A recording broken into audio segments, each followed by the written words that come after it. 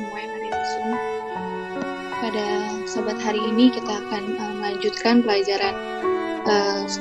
pelajaran medical missionary kita dari buku Counsels on Diet and Foods ini, chapter 2 yang ada judulnya adalah Diet and Spirituality, atau bahasa Indonesianya adalah makanan dan kerohanian. Seperti biasa, sebelum kita melanjutkan pembahasan kita di sahabat lalu, kita akan mereview secara singkat apa saja yang kita sudah pelajari ya di sahabat lalu. Sahabat lalu kita sudah sampai di sini dan kita akan review lagi secara singkat sebelum kita melanjutkan ke topik selanjutnya ya. Jadi kita tahu di kutipan ini bahwa kita sudah belajar bahwa Tuhan itu sudah menciptakan kita semua manusia itu dengan sangat sempurna, dengan sempurna. Dan dia sudah ciptakan kita menurut dengan gambarnya, serupa dengan gambarnya. Dan Tuhan juga waktu sejak di zaman Adam, dia juga sudah memilih makanan yang terbaik untuk manusia, yaitu biji-bijian, buah-buahan, kacang-kacangan, dan sayuran, yang merupakan makanan yang dipilih untuk kita oleh pencipta kita. Kita juga tahu bahwa kecenderungan dan nafsu itu sudah diberikan kan sejak dahulu, tapi Tuhan berikan itu adalah murni dan suci. Dan dia juga kasih akal untuk kita atau reasoning power untuk kita agar akal itulah yang menguasai selera, bukan selera itu yang menguasai kita. Jadi hukum Tuhan ini, yaitu hukum kesehatan Tuhan kasih kepada kita sekarang ini adalah untuk kebaikan kita semua, agar kita bisa bisa mengembalikan image Tuhan yang sekarang sudah jatuh dan bisa dikembalikan dengan image Tuhan yang sempurna lagi ya, yang murni dan suci. Dan kita juga sudah belajar yang dari artikel ini, yaitu bahwa makanan kita adalah yang plant-based foods kan, makanan nabati segar yang utuh. Karena kita tahu makanan ini dapat membantu memperlambat atau mencegah peradangan dan penurunan kognitif serta memaksimalkan fungsi otak. Di antaranya sayuran, buah, kacang-kacangan, biji-bijian, dan polong-polongan menyediakan karbohidrat kompleks dan kaya akan protein, vitamin, mineral, dan serat yang menyehatkan otak kita dan organ lainnya.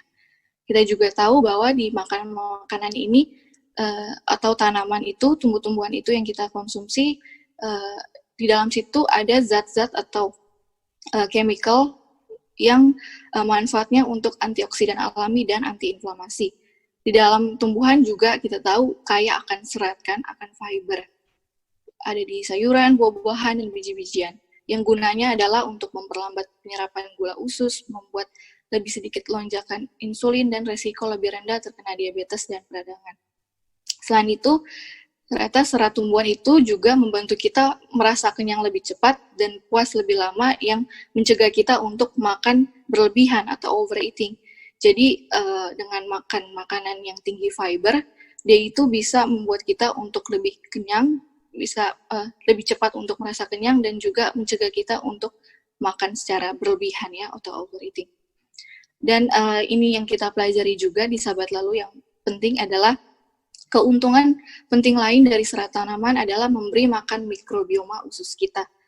Nah, ini kita sudah belajar ya tentang mikrobioma ini. Apa sih itu mikrobioma? Mikrobioma itu adalah jutaan mikrobakteri yang hidup di usus rendah kita. Jadi sebenarnya mikrobioma itu ada kan di mana-mana yang kita sudah belajar. Tapi yang kita pelajari ini yang penting adalah mikrobioma yang ada di usus kita.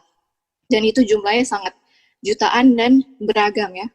Dia itu membantu sistem kekebalan tubuh kita melawan infeksi dan beberapa jenis kanker, dan dapat membantu otak kita memengaruhi suasana hati dan aktivitas kognitif.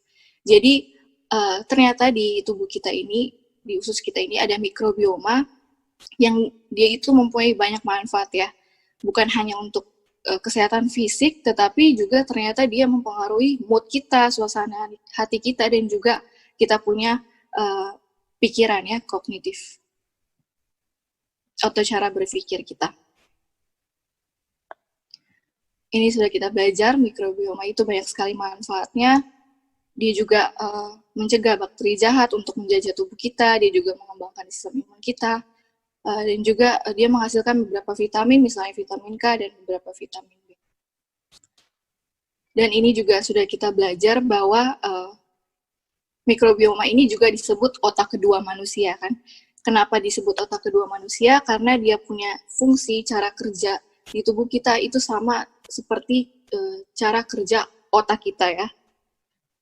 Dia itu bisa mempengaruhi mood, perilaku, dan kesehatan mental. Dia juga mengendalikan sistem pencernaan, dan ini ya yang penting yang kita belajar sahabat lalu, bahwa bakteri usus tersebut juga mengirimkan sinyal secara langsung ke otak untuk meminta jenis makanan tertentu. Yaitu bukan hanya mengontrol nafsu makan, tetapi juga pada mood. Bakteri usus yang sehat juga bisa meningkatkan daya tahan kita terhadap emosi negatif, sehingga kita bisa bersikap memaafkan dan bersosialisasi. Nah, jadi mikrobioma ini, dia itu juga bisa mengirimkan sinyal secara langsung ke otak untuk menentukan makanan apa sih yang mau kita makan. Selain itu, dia juga bisa mengontrol nafsu makan kita, mood kita, bahkan bisa kalau kita memelihara bakteri yang sehat, dia itu bisa membantu kita untuk berinteraksi dan bersosialisasi dengan orang lain juga dengan baik ya, bisa saling memaafkan dan juga bisa berinteraksi dengan baik. Dan ini ya, kita sudah nonton di YouTube sahabat lalu tentang mikrobioma ini, yaitu bahwa mikrobioma itu bisa berkomunikasi langsung dengan otak kita kan. Jadi dia itu bisa menentukan makanan apa yang kita mau makan. Kalau masih ada yang ingat kan, jadi sebenarnya mikrobioma setiap orang itu berbeda-beda kan. Walaupun turun-temurun dari orang tua kita, tapi bisa aja waktu kita sudah dewasa gini, bisa saja berubah-berubah ya. Jadi setiap orang itu berbeda-beda. Jadi kalau misalnya kita yang suka konsumsi makanan yang sehat, tentunya kita juga memelihara bakteri yang sehat di tubuh kita. Sedangkan sebaliknya kalau kita makan makanan yang tidak sehat, bakteri yang jahat lah yang tinggal di usus kita gitu. Dan ada juga orang yang makanya setiap orang beda-beda kan. Ada juga yang suka makan sayur, ada juga yang suka makan manis, ada juga yang suka makan fast food. Tergantung asupan makanan apa yang kita mau makan, dan apa yang kita makan itu juga mikrobioma itu juga yang makan kan di tubuh kita. Dan kalau kita sering makan makanan itu terus, mikrobioma kita juga akan suka makanan itu, dan dia kasih sinyal ke otak untuk perintah kita untuk makan itu lagi. Jadi you are what you eat kan, kamu adalah apa yang kamu makan.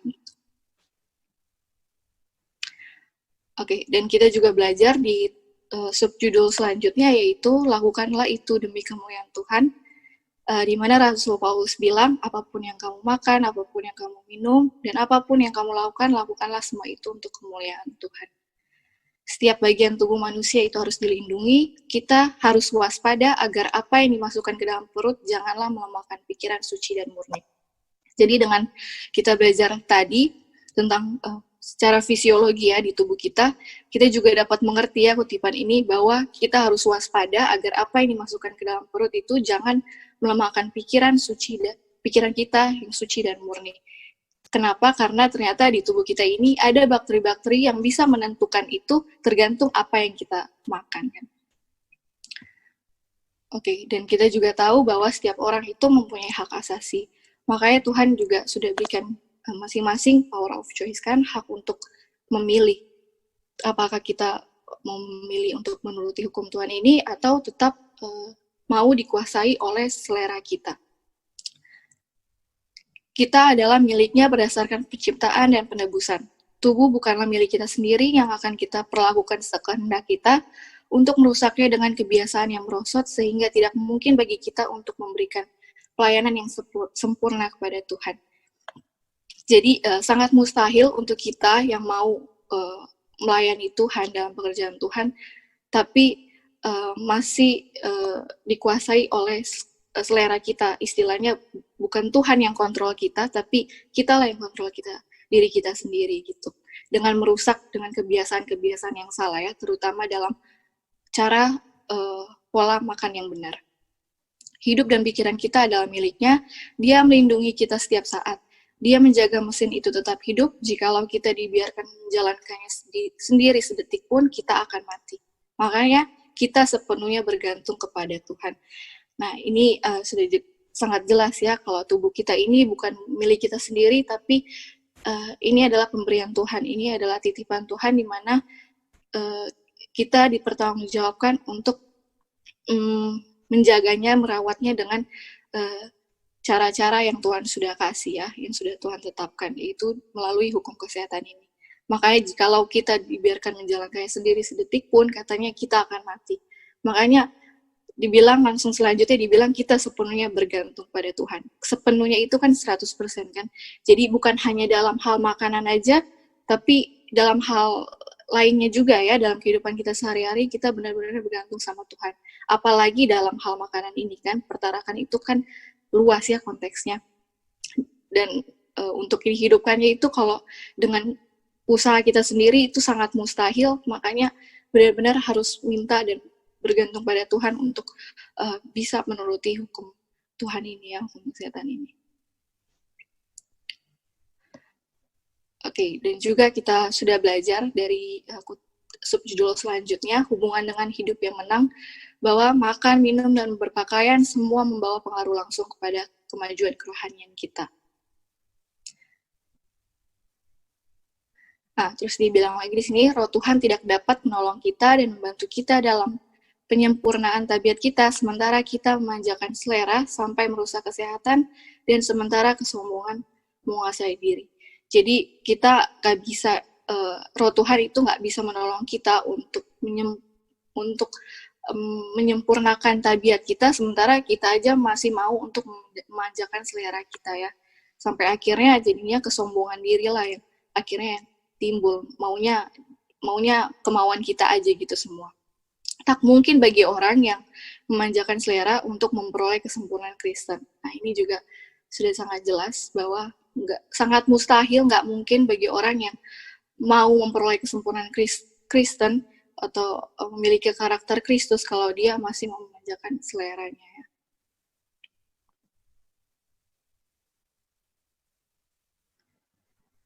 Oke.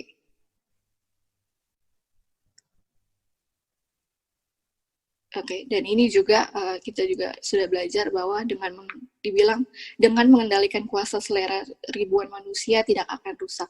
Karena jikalau mereka menang dalam hal ini, mereka akan mempunyai kuasa moral mengalahkan setiap pencobaan setan. Mereka yang menjadi hamba selera akan gagal dalam menyempurnakan tabiat Kristen. Sementara kita mendekati akhir sejarah, penggodaan setan untuk memanjakan selera akan lebih berkuasa dan lebih sukar untuk dikalahkan.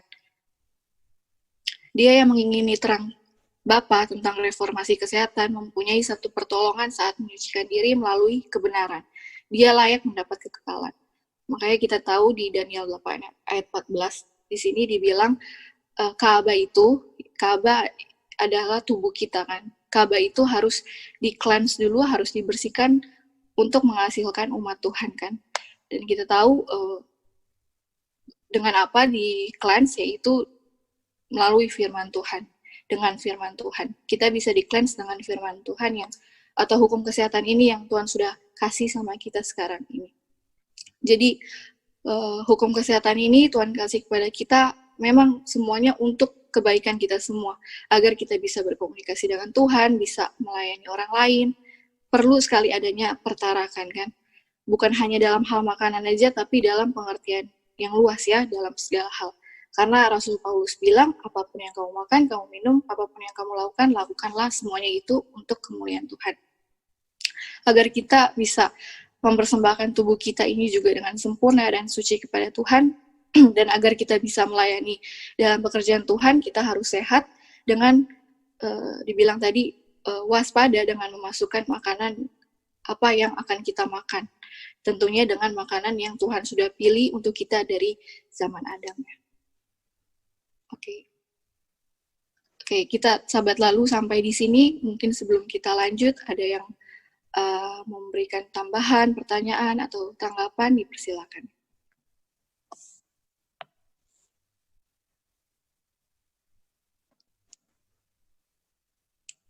Oke, kalau tidak ada, kita akan lanjut ke topik selanjutnya, hubungan cara makan dengan moral. Pencemaran moral pada zaman dahulu. Seperti biasa kita akan baca secara bergantian. Oke, apakah Kak Lali boleh baca, Kak? Ya, boleh gitu. Manusia yang hidup sebelum air bah makan daging hewan dan memuaskan nafsu sampai piala kejahatan penuh. Sehingga Tuhan membersihkan bumi ini dari pencemaran moral dengan air bah. Sejak kejatuhan manusia, dosa merajalela. Sementara masih ada yang tetap setia kepada Tuhan, mayoritas dari mereka telah mencemarkan kehidupan mereka di hadapannya. Pemusnahan Sodom dan Gomora disebabkan oleh kejahatan penduduknya. Mereka melepaskan kendali untuk tidak bertarak kepada nafsu makan, kemudian ke nafsu kharab mereka, sampai mereka begitu direndahkan, dosa mereka begitu keji, sehingga cawan atau piala kejahatan begitu penuh, dan kemudian mereka dihanguskan oleh api dari surga. Boleh lanjut paragraf selanjutnya. Oke. Dosa yang sama muncul di zaman kita, sehingga murka Tuhan dicurahkan ke dunia ini seperti pada zaman Nuh. Sekarang ini laki-laki dan perempuan mengubah cara makan dan minum kepada kerakusan dan kemabukan. Dosa yang merajalela, pemanjaan selera yang salah, telah membakar nafsu orang-orang pada zaman Nuh, sehingga terjadilah kemerosotan moral sampai kejahatan dan kekerasan mereka naik ke surga, dan Tuhan menyucikan bumi ini dari pencemaran moral oleh air bah.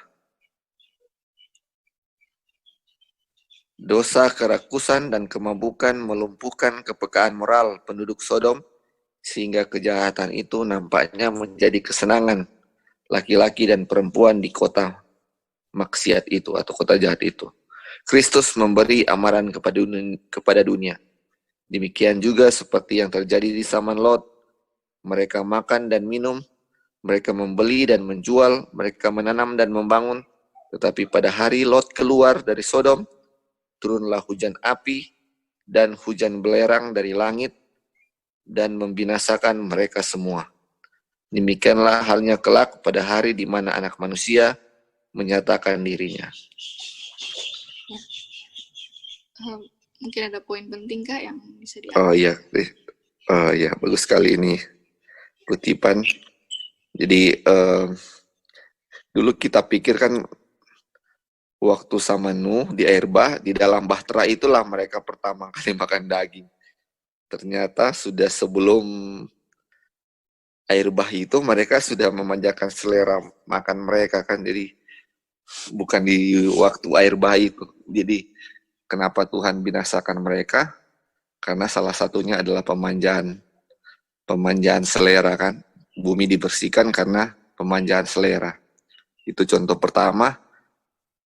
Contoh kedua, zaman Lot atau di Sodom dan Gomora, hal yang sama juga, pemanjaan selera yang dibilang di sini. Dan Tuhan menghancurkan lagi kota Sodom dan Gomora itu dengan api. Kalau tadi dengan air, sekarang dengan api. Dan ini contoh ketiga juga. Pertama kan, bukan contoh, dan aplikasinya yang ketiga untuk kita di zaman akhir, dengan situasi sama seperti Nuh, dan situasi sama seperti Lot. Dan kutipan yang tadi yang review minggu lalu juga, di zaman akhir ini, pemanjaan selera akan semakin sulit untuk dikalahkan. Jadi, sedangkan dulu aja sudah dahsyat, apalagi sekarang lebih dahsyat, dan memang betul ya. Kayak kita juga dengan kalau misalnya yang tadi kita bahas tadi, kalau misalnya lagi jalan terus sama istri lihat, aduh ada makanan ini suka, aduh tuh bakteri-bakteri di usus mulai berteriak, aduh suka makan itu, suka makan itu. Tapi itulah makanya kita nggak boleh membiarkan nafsu ini yang mengontrol pikiran kita.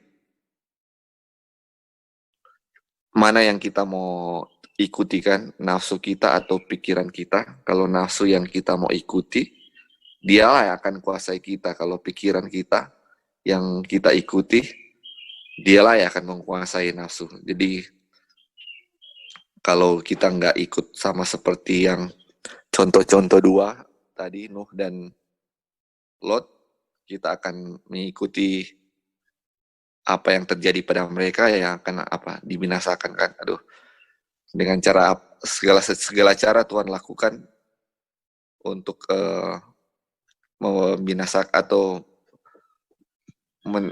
membinasakan ini kerasukan kerakusannya dengan air, dengan api, dan kita tahu dengan api juga kita akan dibinasakan kalau terus memanjakan selera makan ini. Makanya dengan pertolongan Tuhan saja semoga kita bisa kuat ya. Ini pertama yang Kak Roy bahas yang chapter 1 itu kan memang dibilang kita tidak akan menerima hujan akhir atau dimeteraikan kalau kita tidak menurut ini kan. Dan sampai di sini dia sudah mulai bahas tentang makanan. Oke, itu aja Git. Terima kasih. Ya, makasih Kak. Iya, betul ya kayak yang Kak Lali bilang tadi bahwa pemanjaan selera itu makin lama semakin meningkat kan sesuai kutipan yang di atas tadi kan, bahwa di akhir zaman ini kejahatan manusia juga meningkat karena mereka punya makan juga salah gitu, makin istilahnya makin rakus dan apa aja mau dicoba gitu, segala sesuatu yang mungkin dilihat ya seperti Tania juga sudah bahas ya, yang dari iklan atau mungkin dari sosmed, jadinya manusia jadi tertarik gitu kan, keinginan mata itu juga sangat berbahaya ya. Itu yang membuat orang jadi istilahnya jadi mau coba gitu semuanya, jadinya rakus dan hanya memuaskan diri aja kan, semua jadinya untuk diri aja gitu. Dan ternyata di dosa kita ini juga pernah terjadi di zaman Nuh ya. Jadi dosa yang sama yang terjadi di zaman Nuh akan muncul juga di zaman kita, akan terjadi juga di zaman kita dan sedang terjadi ya. Yang terjadi di zaman Nuh terjadi lagi di zaman kita, jadi sama gitu. Dibilang sekarang ini laki-laki dan perempuan mengubah cara makan dan minum kepada kerakusan dan kemabukan, sehingga terjadilah kemerosotan moral sampai kejahatan dan kekerasan ya. Dan dibilang dosa kerakusan dan kemabukan itu melumpuhkan kepekaan moral penduduk Sodom, sehingga kejahatan itu nampaknya menjadi kesenangan laki-laki dan perempuan di kota jahat itu ya. Jadi karena makannya salah, karena kan kita udah belajar ya, makan itu sangat mempengaruhi kan kita punya pikiran dan tingkah laku kita, dan kita sudah buktikan juga kan kenapa dan apa buktinya di kita punya tubuh gitu yang bisa membuat seperti itu. Jadi karena makan makanan yang berbahaya itu, yang sehat itu, jadinya membuat laki-laki dan perempuan jadinya istilahnya nampaknya dosa itu jadi kesenangan gitu. Jadi istilahnya nggak ada takut lagi untuk berbuat dosa. Kenapa? Karena apa yang kita makan itu mempengaruhi tingkah laku, bahkan kita terutama di dalam kerohanian ya, dan itu serem sekali, yang ngeri sekali pas baca ini. Dulu mungkin udah pikir, oh hukum kesehatan, oh nggak boleh makan ini, nggak boleh makan itu, tapi kita anggap sepele karena kita nggak tahu gitu apa manfaatnya dan apa pengaruhnya sama kehidupan kerohanian kita. Jadi dengan belajar ini, oh diingatkan lagi dan belajar lagi, oh iya ternyata memang benar ya, dan ini sudah terjadi di zaman, dan mereka itu dihukum ya, maksudnya karena kejahatan mereka itu Tuhan kasih hujan api kan untuk memusnahkan kota Sodom itu. Dan di zaman kita juga akan terulang lagi ya, Tuhan juga yang mengikuti dan menurut akan firman Tuhan, yang mau hidup sama seperti Kristus akan masuk ke kerajaan surga. Tetapi yang masih mau memanjakan selera mereka dan mengabaikan firman-Nya akan dibinasakan oleh api neraka ya, atau tidak masuk surga. Jadi apa yang terjadi di zaman dahulu juga terulang lagi di zaman kita. Dan sekarang lah Tuhan sedang kasih terang kebenarannya itu kan hukum kesehatan ini kepada kita semua, terutama yang hidup di akhir zaman ini ya. Oke, mungkin dari kutipan ini ada yang mau berikan tambahan, tanggapan, atau pertanyaan?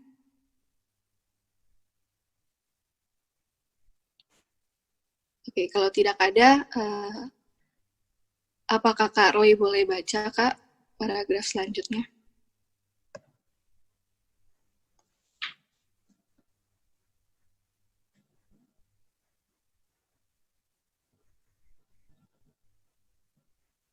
Oke, mungkin belum dengar ya. Halo, bisa dengar? Iya, bisa dengar, Kak. Kristus meninggalkan bagi kita suatu pelajaran yang sangat penting. Dalam pengajarannya, dia tidak mendorong kita supaya bermalas-malas. Contoh yang diberikannya bertentangan dengan hal ini. Kristus adalah seorang pekerja yang bersungguh-sungguh. Hidupnya penuh dengan penyangkalan diri, kerajinan, kesabaran, keterampilan, dan penghematan. Dan dia dapat memaparkan di hadapan kita bahaya menjadikan makan dan minum yang paling berkuasa atau terpenting. Dia menyatakan akibat dari penyerahan diri kepada pemanjaan selera. Kuasa moral dilemahkan sehingga dosa tidak tampak berbahaya. Kejahatan dianggap remeh, nafsu kebinatangan menguasai pikiran, sampai seluruhnya membusuk tanpa prinsip dan kata hati. Kemudian Tuhan dihinakan. Semua ini adalah karena makan dan minum terlalu banyak. Kondisi seperti inilah dikatakannya akan muncul sebelum kedatangan yang kedua kali. Apakah laki-laki dan perempuan akan diberikan amaran? Apakah mereka mau mengasihi terang atau mau menjadi hamba selera dan nafsu? Kristus menghadapkan kepada kita sesuatu yang tinggi untuk diusahakan, lebih daripada apa yang akan kita makan, apa yang akan kita minum, atau apa yang akan kita pakai. Makan, minum, dan berpakaian begitu berlebihan sampai menjadi kejahatan. Ini adalah satu dosa yang besar di zaman akhir yang menjadi salah satu tanda kedatangan Kristus. Waktu, uang, dan kekuatan yang menjadi milik Tuhan yang telah dipercayakan kepada kita telah diboroskan dalam pakaian yang mewah dan kesenangan nafsu yang diselewengkan, yang menurunkan daya tahan tubuh dan membawa penderitaan dan kemerosotan. Tidak mungkin mempersembahkan tubuh kita sebagai suatu korban yang hidup kepada Tuhan, sementara tubuh itu dipenuhi dengan kejahatan dan penyakit oleh pemanjaan kita yang penuh dosa itu. Ya, silakan Kak Roy. Ya, ini jelas sekali dan ini benar sekali. Ini adalah satu proses kan, proses dimulai kejahatan itu dimulai dari pemanjaan selera makan makanan yang overeating, tidak sehat, dan mulai dari situ maka dosa-dosa yang lain akan menyusul. Jadi pertimbangan akan kejinya dosa, pentingnya untuk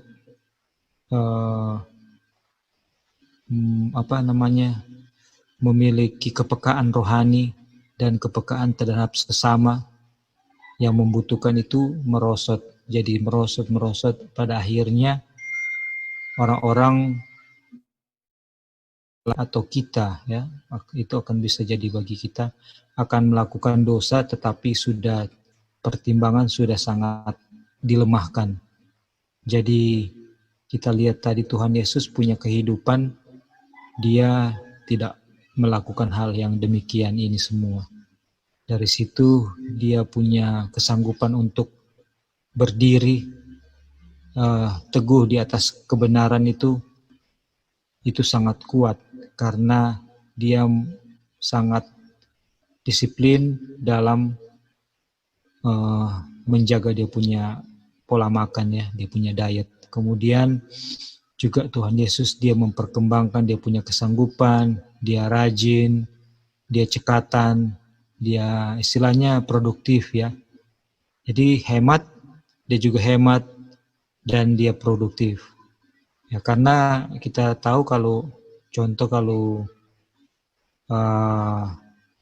kita masak di rumah kan, makanan sederhana, nasi, dabu-dabu, direbus atau rebus, atau yang pokoknya makanan rumah lah. Itu jauh lebih hemat daripada kita harus makan di luar kan.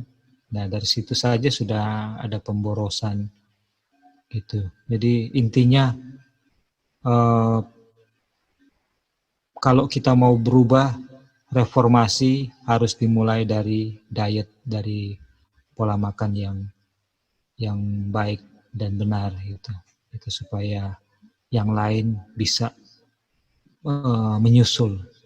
Tapi kalau mau reformasi yang lain-lainnya, tapi yang ini tidak dilakukan reformasi, maka mustahil. Ini adalah hal yang mustahil menurut firman Tuhan yang kita baru baca. Ya, thank you Git. Mungkin yang lain mau tambahkan. Thank you Kak Roy buat tambahannya ya. Jadi benar yang Kak Roy tadi sudah jelaskan juga ya. Jadi selama Kristus juga hidup di dunia ini, dia itu tinggal meninggalkan kepada kita suatu pelajaran yang sangat penting kan. Dia itu menjadi meninggalkan pelajaran yang sangat penting dan akhirnya menjadi contoh dan teladan kita kan. Dalam pengajarannya dia itu nggak mendorong kita supaya bermalas-malasan dan contoh yang diberikannya bertentangan dengan hal ini. Tapi Kristus itu adalah seorang pekerja yang bersungguh-sungguh, hidupnya juga penuh dengan penyangkalan diri, kerajinan, kesabaran, keterampilan, dan penghematan. Nah, kenapa sih Tuhan seperti itu? Tentu saja karena dia punya lifestyle ya kan, dia punya pola makan, cara makan, dia punya kehidupan, dan apa yang Tuhan Yesus makan itu adalah pastinya makanan yang sehat kan, yang dia pilih, yang dia berikan waktu di zaman Adam dan Hawa juga, waktu di Eden. Dan jadi kalau misalnya kita lihat ini ya, Tuhan Yesus itu nggak bermalas-malasan, dia itu juga dibilang penuh penyangkalan diri. Apakah dalam bertarak juga penuh kan dengan penyangkalan diri kan? Dan juga waktu ketika bertarak hasilnya adalah apa? Kesabaran kan, patience kan. Kalau kita masih ingat di 2 Petrus 1 itu ayat 5, setelah bertarak akhirnya kita bisa menjadi orang yang sabar. Kita nggak bisa menjadi orang sabar kalau kita tidak bertarak kan, tidak ada juga penyangkalan diri. Dan tadi juga Kak Roy sudah jelaskan bahwa Tuhan itu juga penghematan ya. Jadi maksudnya dan aplikasinya di kita sekarang ini adalah makan makanan rumah kan, itulah yang sehat dan itulah yang kita bikin gitu. Belum tentu yang makanan di luar, di restoran, ya kita kan nggak tahu kan dia punya istilah ingredients-nya gitu, bahan-bahan yang dia gunakan kan di makanan itu. Jadi lihat juga contoh Tuhan gitu, dia itu hidupnya hemat, dia juga rajin, nggak malas-malasan dan produktif ya, yang tadi Kak Roy bilang juga, dia itu hidupnya produktif gitu. Dan dibilang di sini karena selera dan akhirnya makan yang berbahaya lah yang membuat kuasa moral itu dilemahkan sehingga dosa itu tidak tampak berbahaya. Wah jadi ini serem sekali ya, lanjutan paragraf sebelumnya ya. Karena makan yang tidak sehat, pikiran dan tubuh akhirnya rusak. Akhirnya melemahkan moral, dan akhirnya dosa itu sudah dilihat tidak berbahaya lagi ya. Ini ngeri sekali ya, kenapa mereka yang makan makanan tidak sehat ini jadi terbiasa untuk berbuat dosa? Ya ini jawabannya ya. Makanya nggak heran kenapa kalau sudah sekali coba, mikrobioma kita ini sudah coba, jadi pengen coba lagi. Dan juga kita tahu kan, satu dosa itu mengikuti dosa yang lain kan. Itu semua karena kita sudah terbiasa memanjakan hawa nafsu dan selera kita ya, selera makan juga. Dan kenapa orang yang suka makan yang manis jadinya ketagihan? Ya karena selera dan nafsu mereka. Sama juga halnya dengan mikrobioma di tubuh kita. Sekalinya dia coba itu, dia akan kirim sinyal ke otak untuk minta lagi dan lagi. Karena kita kasih makan mereka itu, akhirnya jadinya mereka lah yang jadinya kontrol kita, bukan kita yang kontrol mereka. Dan akhirnya jadi susah untuk berubah ya, mengubah pola makan kita juga jadi susah. Terus dibilang lagi, kejahatan dianggap remeh, nafsu ke binatang menguasai pikiran, sampai seluruhnya membusuk tanpa prinsip dan kata hati. Jadinya prinsip Tuhan juga diabaikan, standar Tuhan juga diturunkan ya akibat dari cara makan yang salah ini. Kemudian Tuhan dihinakan. Semua ini adalah karena makan dan minum terlalu banyak. Jadi makan terlalu banyak dan overeating ini juga sangat berbahaya ya. Ini sudah pernah kita pelajari tentang overeating. Itu bisa mengganggu sistem pencernaan dan organ-organ di tubuh kita juga. Itu bisa membuat kita jadi sakit perut kan, atau namanya itu dispepsia kalau nggak salah, namanya dispepsia. Itu adalah gejala sakit perut di mana bisa membuat perut kita jadi kembung, mual, dan akhirnya muntah-muntah ya. Dan kalau makan terlalu banyak, akibatnya jadi ngantuk kan, dan jadinya malas-malesan. Sedangkan Tuhan mengajar kita untuk tidak bermalas-malasan. Karena tubuh fisik ini juga harus gerak ya, penting sekali untuk exercise gitu. Dan untuk mencegah tidak makan terlalu banyak, juga kita sudah belajar dengan makan makanan yang tinggi akan fiber kan. Karena kalau makan yang tinggi akan fiber bisa membuat kita lebih merasa cepat kenyang. Selain itu, tadi juga sudah jelaskan, bisa membantu sistem pencernaan kita ini bisa lancar ya. Contohnya juga ada di sayur-sayuran dan buah-buahan. Itulah makanan yang Tuhan sudah tentukan sejak zaman Adam. Tapi kembali lagi, Tuhan itu kasih masing-masing kepada kita kuasa untuk memilih kan. Makanya dibilang, apakah laki-laki dan perempuan akan diberikan amaran? Apakah mereka mau mengasihi terang atau mau menjadi hamba selera dan nafsu? Semua pilihan itu ada di kita, apakah saya atau kita memilih untuk mengasihi terang itu yang Tuhan sudah kasih, atau kita mau tetap menjadi hamba selera dan nafsu kita. Dan kita harus ingat juga di kutipan di atas tadi yang sudah kita baca, bahwa Tuhan itu sudah kasih akal, reasoning power untuk kita yang murni dan suci sejak Adam diciptakan, dan kecenderungan dalam selera itu juga sudah ada pada waktu itu. Tapi dia itu kasih dengan secara murni dan suci agar kita bisa menuruti terang yang Tuhan kasih. Dan dia berikan agar kitalah yang menguasai selera itu, bukan selera yang menguasai kita ya. Oke.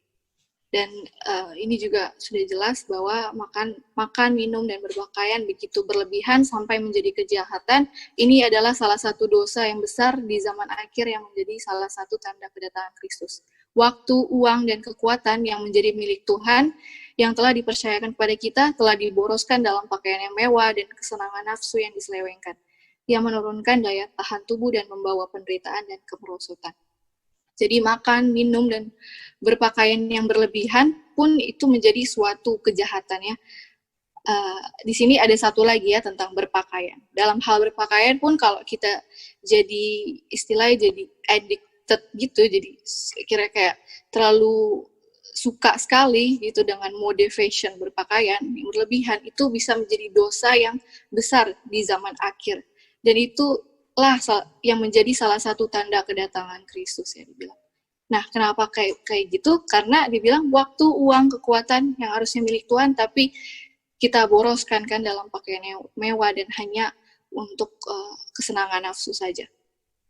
Nah, kenapa sih kira-kira dalam berpakaian itu dibilang membuang waktu, uang, tenaga yang harusnya milik Tuhan, tapi kita buang-buang untuk kesenangan nafsu ini, untuk boros gitu istilah dalam pakaian mewah ini. Akhirnya dibilang menurunkan daya tahan tubuh dan membawa penderitaan dan kemerosotan. Kenapa sih kira-kira pakaian itu bisa membuat seperti ini gitu? Mungkin ada yang mau kasih tanggapan? Siapa saja?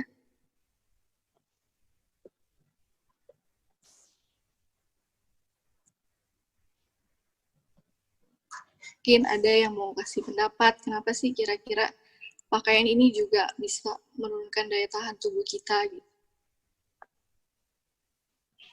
Kalau gitu, Iya Kak.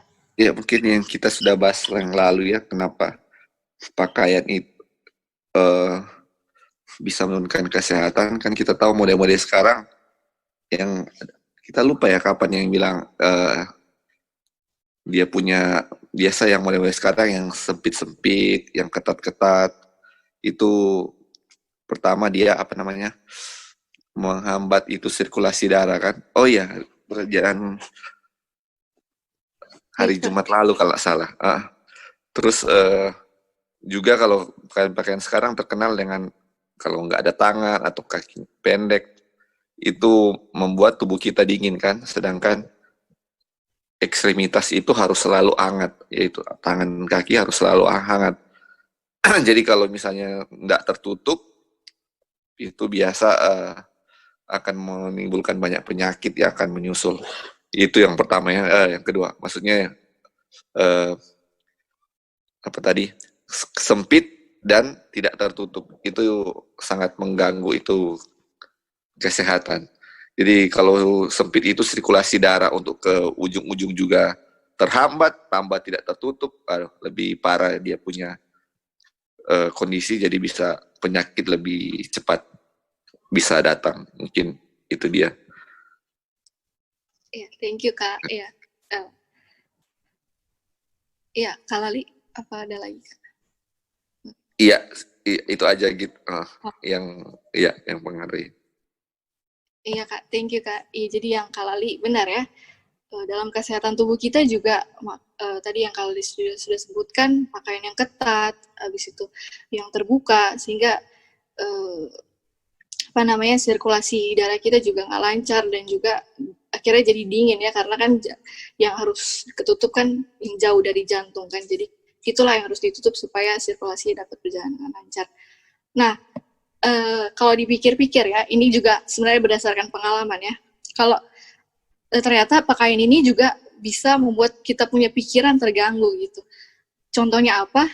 Kalau kita punya pikiran terganggu, itu bisa menurunkan daya tahan tubuh kan. Dan ini contohnya dalam berdasarkan pengalaman juga ya dulu. Karena coba misalnya kalau kita pikir-pikir, kita suka sama barang itu gitu, suka sekali sama baju itu, kan ini kan contohnya dalam berpakaian kan.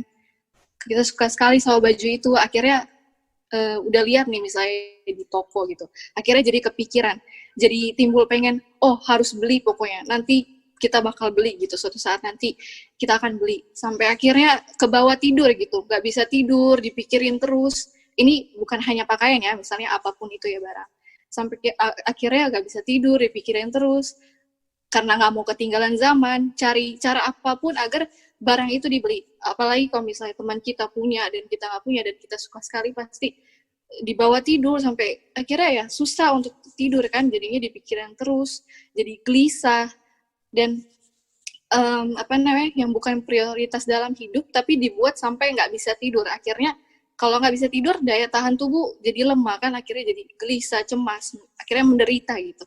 Makanya waktu, tenaga, dan uang yang harusnya kita gunakan untuk Tuhan, tapi disalahgunakan yang membuat tubuh kita jadi lemah dan moral menjadi merosot ya. Jadi ini juga salah satu contoh ya, di mana pakaian atau apapun itu juga bisa menurunkan, secara kita tidak sadar, itu juga bisa menurunkan daya tahan tubuh kita gitu. Makanya di kutipan juga ada dibilang yang seharusnya uang itu kita lebih gunakan untuk beli makanan yang sehat, tapi kita lebih memilih untuk membeli perabot rumah, pakaian, dan lain-lain yang seharusnya prioritasnya itu kita nggak abaikan. Dan di kalimat terakhir ya dibilang, tidak mungkin mempersembahkan tubuh kita sebagai suatu korban yang hidup kepada Bapa, sementara tubuh itu dipenuhi dengan kejahatan dan penyakit oleh pemanjaan kita yang penuh dosa itu. Nah, ini juga sudah sangat jelas sekali ya, bahwa kita nggak bisa persembahkan tubuh kita kepada Tuhan kalau kita masih dipenuhi kejahatan karena masih ada sakit kan, masih ada penyakit, sakit, karena memanjakan selera dan nafsu kita dalam segala hal. Bukan dalam hal makanan, minum juga, tapi ya secara luas ya, dan contohnya dalam berpakaian juga. Makanya penting sekali untuk bertarak dalam segala hal, bukan hanya dalam hal makanan, tapi pertarakan ini sangat luas ya. Karena ternyata dengan hal itu semua bisa mempengaruhi pikiran dan kita punya kesehatan tubuh. Oke, mungkin dari subjudul ini, dari topik ini, ada yang mau berikan tambahan atau pertanyaan? Halo. Ya, halo Kak. Waktu dulu kerja kan di kantor, dan memang gaji ya, ada gajian bulanan, penghasilannya pas gitu ya, kelebihan pun sedikit gitu.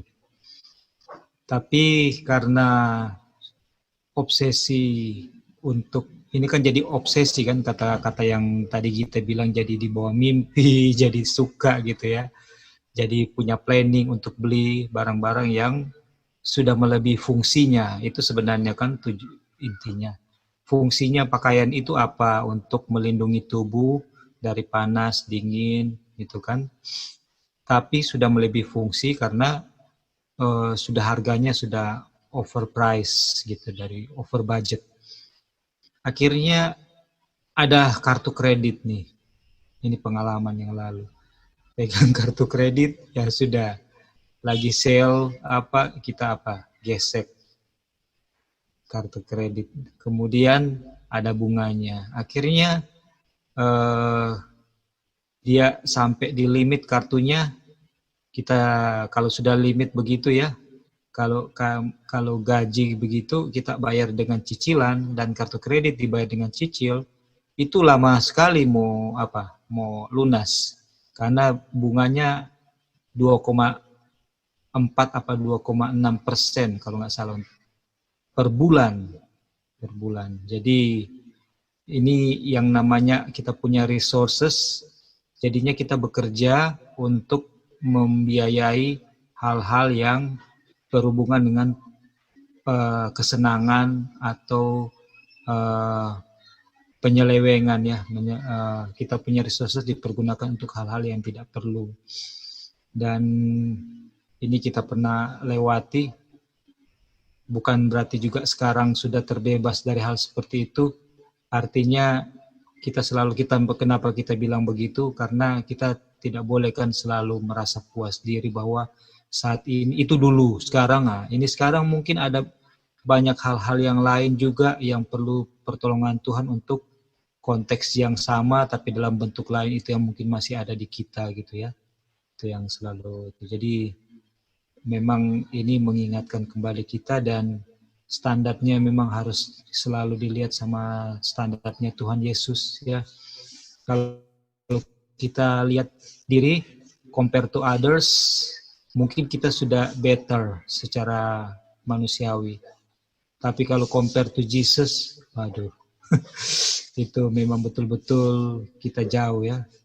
Jauh sekali dari standar, dan harus selalu pribadi, harus selalu belajar dari Tuhan Yesus supaya kita bisa diubahkan sesuai dengan Tuhan Yesus. Karena standarnya itu adalah Tuhan Yesus. Itu. Thank you. Iya, thank you Kak Roy buat tambahannya. Iya ya, benar Kak. Jadi standar kita nanti ya di akhir kutipan ini sebenarnya ada disebut gitu. Jadi standar kita memang Tuhan Yesus ya, karena dialah salah satunya contoh dan teladan kita kan. Kalau melihat orang lain, kata Kak Roy juga tadi bilang ya, bisa aja kita ngerasa diri kita lebih baik gitu. Tapi kalau kita compare dengan Tuhan itu sangat jauh sekali, dan nggak ada rasa oh saya udah benar gitu, oh saya udah lebih baik, nggak ada yang ngerasa kayak gitu. Makanya kembali lagi lihat kehidupan Tuhan Yesus, pandang kehidupan Tuhan Yesus, itu yang terpenting ya. Mungkin ada lagi yang mau berikan tambahan?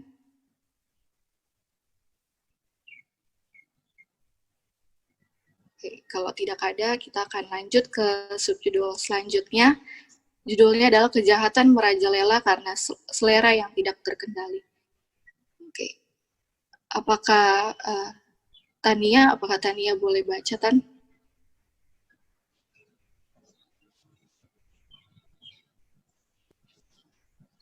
Halo gitu. Iya, apa? Iya, 89. Banyak orang merasa heran bahwa umat manusia begitu ngerosot dalam hal fisik, mental, dan moral. Mereka tidak memahami bahwa itu adalah pelanggaran terhadap aturan dan hukum Bapa, dan pelanggaran terhadap hukum kesehatan yang menghasilkan kemerosotan sedemikian. Pelanggaran akan hukum Bapa telah menjauhkan tangan Bapa yang penuh kemakmuran itu. Makan dan minum secara tidak bertarak, pemanjaan nafsu kebinatangan telah melumpuhkan perasaan sehingga perkara-perkara suci disamakan dengan perkara-perkara yang biasa. Iya, silakan kan. Jadi ini kembali lagi ke hal bertarak ya, hal bertarak di mana ya kalau perut kita terlalu dibebani terlalu banyak akan makanan atau semua kepuasan yang kita mau untuk perut kita, maka pikiran kita kan juga akan di blur gitu kan, maksudnya akan ada awan gitu di pikiran kita sehingga tidak jelas. Nah, ini tadi di paragraf ini menjelaskan tentang itu, bagaimana makanan minum itu kalau secara tidak bertarak juga itu kita lagi memanjakan nafsu binatang kita, di mana kita mau terus, kita crave terus, pengen makan terus itu gitu. Jadi itulah yang namanya bertarakan. Kita dengan kekuatan Tuhan harus bisa minta itu sehingga kita bisa membedakan mana hal yang suci dan mana hal yang biasa gitu. Iya, thank you Tan. Ya, jadi benar ya, dibilangkan di sini juga banyak orang yang heran dan nggak paham kenapa kejahatan manusia itu menjadi semakin meningkat dan moral, mental, dan fisik juga semakin merosot ya. Itu karena pelanggaran akan hukum Tuhan dan hukum kesehatan ini. Dan kita sudah tahu kan, hukum Tuhan dan hukum kesehatan itu sama kan. Dan itulah penyebab kenapa makin lama kejahatan itu semakin meningkat. Tahun ke tahun juga kejahatan itu semakin banyak. Dan itu salah satu tanda dekatnya kedatangan Tuhan Yesus yang kedua kali ya. Jadi salah satunya adalah makan dan minum secara tidak bertarak. Kembali lagi dalam hal pertarakan kan. Itulah yang membuat perkara-perkara yang suci katanya sudah disamakan dengan perkara-perkara yang biasa. Jadi dosa jadinya dianggap suatu hal yang biasa karena tidak ada pertarakan ini. Karena tidak bertarak, lebih gampang untuk berbuat dosa dan dianggap suatu hal yang biasa gitu. Jadinya nggak takut untuk berbuat dosa, nggak ada rasa bersalah lagi. Makanya satu dosa mengikuti dosa yang lain kan, tanpa ada rasa takut dan bersalah. Ini ngeri sekali ya. Oke, selanjutnya paragraf 99.1, apakah anti early boleh baca nanti?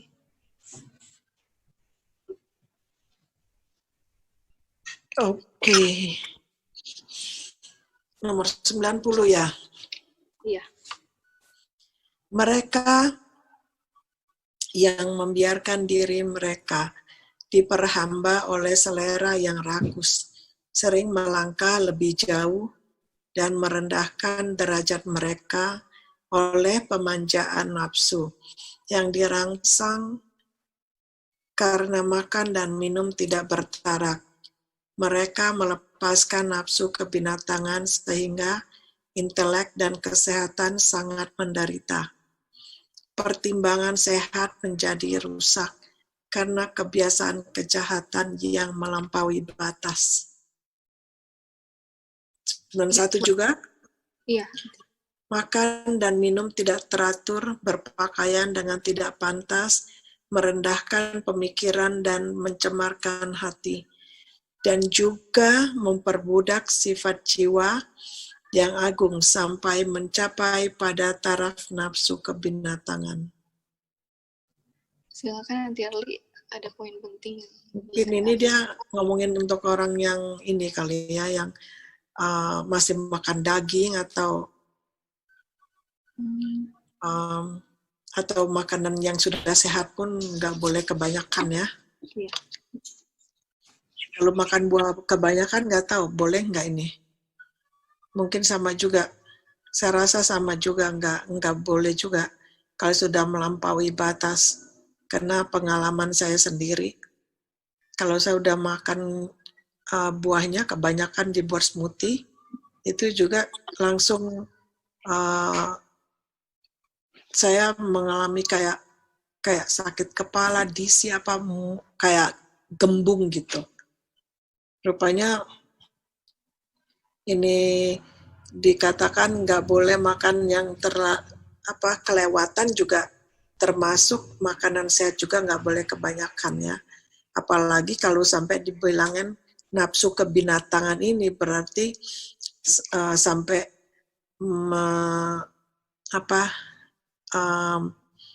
sehingga intelek dan kesehatan sangat menderita, berarti ini makanan yang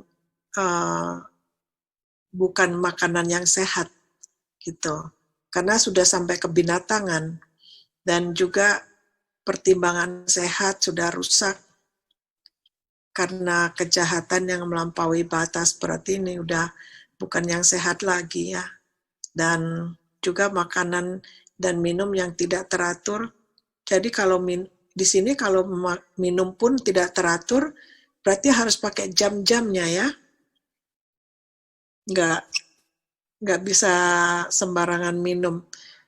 Dan berpakaian juga dengan tidak pantas. Ini ya mungkin waktu zaman kita sebelum present truth lah mengenal itu, mungkin pakaiannya yang atas ke bawah, yang bawah ke atas gitu. Itu jadi merendahkan pemikiran dan mencemarkan hati. Mungkin juga orang yang melihatnya jadinya sampai merendahkan pemikiran itu. Dan juga katanya memperbudak sifat jiwa yang agung sampai mencapai taraf nafsu kebinatangan. Ini untuk orang yang melihatnya kali, untuk orang yang melihat jadi pemikirannya jadi sampai tidak baik ya untuk melihat itu, karena sampai pakaian dalam pun kelihatan karena yang tidak baik itu.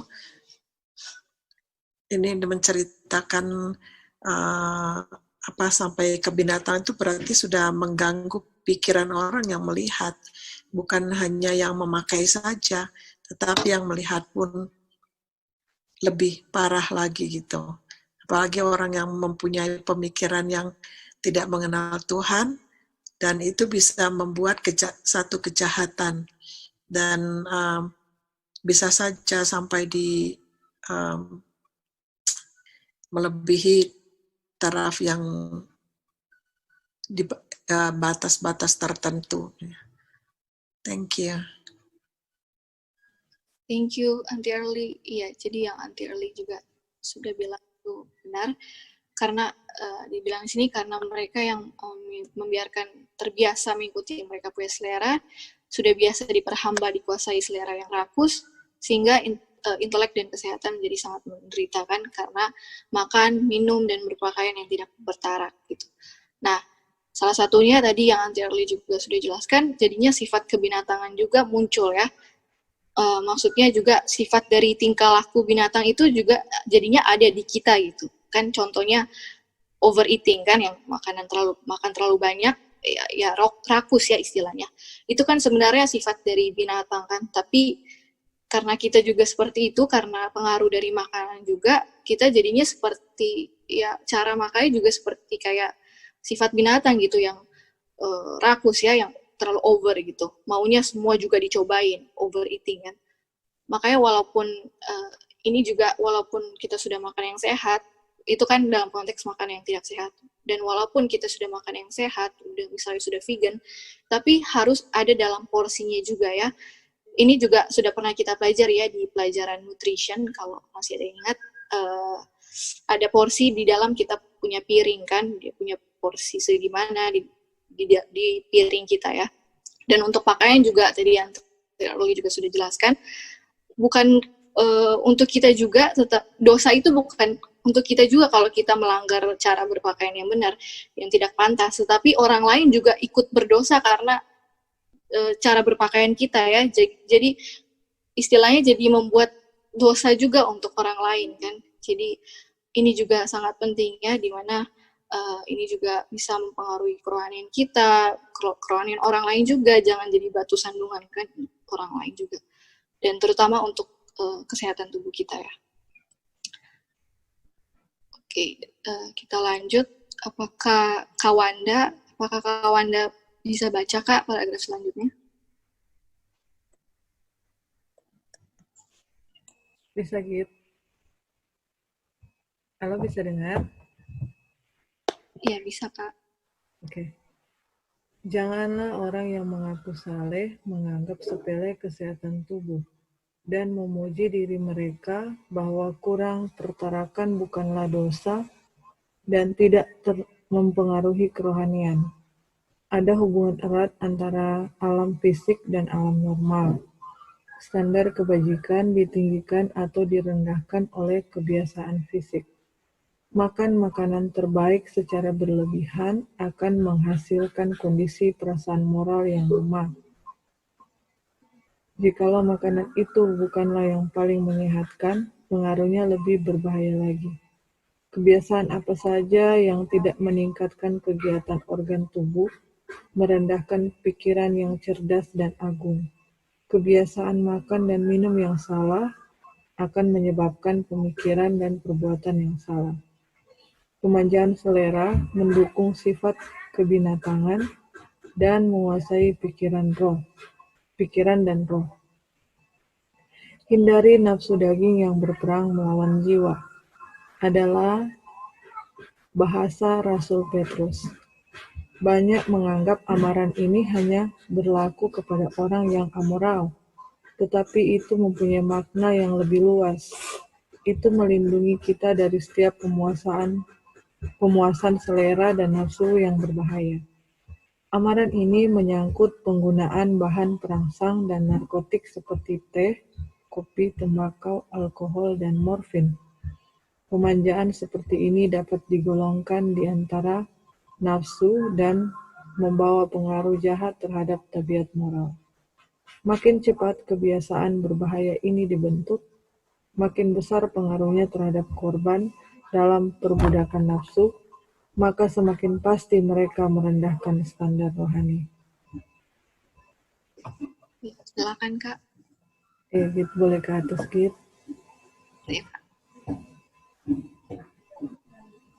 Oke. Jadi kalau kita baca ini kan kalau yang di atas ini, paragraf di atas ini yang janganlah ini, sedangkan kita sendiri orang yang bukan gitu, misalnya dibilang sedangkan orang yang mengaku saleh aja menganggap janganlah orang yang mengaku saleh menganggap sepele kesehatan tubuh dan memuji diri mereka bahwa kurang perterakan bukanlah dosa dan tidak mempengaruhi kerohanian. Jadi bagi orang sendiri yang sudahlah dia mengaku dia saleh ya, sedangkan ini ke diri kita semua ya. Kita kan sudah tahu hukum kesehatan, sudah tahu rambu-rambu untuk sehat gitu kan, sudah banyak yang kita belajar gitu kan. Terus tapi dibilang di sini kalau kita melalaikan menganggap sepele kesehatan tubuh itu akan sangat buruk bagi kita ya, karena dibilang standar kebajikan ditinggikan atau direndahkan oleh kebiasaan fisik. Kalau kebiasaan fisik kita tidak mengikuti New Start, kita tidak menjalankan hukum-hukum kesehatan, walaupun kita punya secara rohani kita sudah bisa dibilang sudah terpenuhi ya, itu tidak seimbang jalannya gitu. Jadi tetap harus seimbang ya, kita punya makanan jasmani dan rohani itu harus seimbang. Dalam arti kalau kita sudah tahu standar kebenaran dalam kesehatan, hendaklah itu harus dengan pertolongan Tuhan harus kita seimbangkan dengan pengetahuan kita kan, agar supaya itu jalan sama-sama. Nah, itu bagi kita yang sementara belajar ya, yang sudah istilahnya terang, kita sudah jelas bahwa mana yang baik dan mana yang tidak baik dalam hal kesehatannya. Bagaimana dengan orang-orang yang tidak gitu kan, justru coba ke bawah lagi gitu.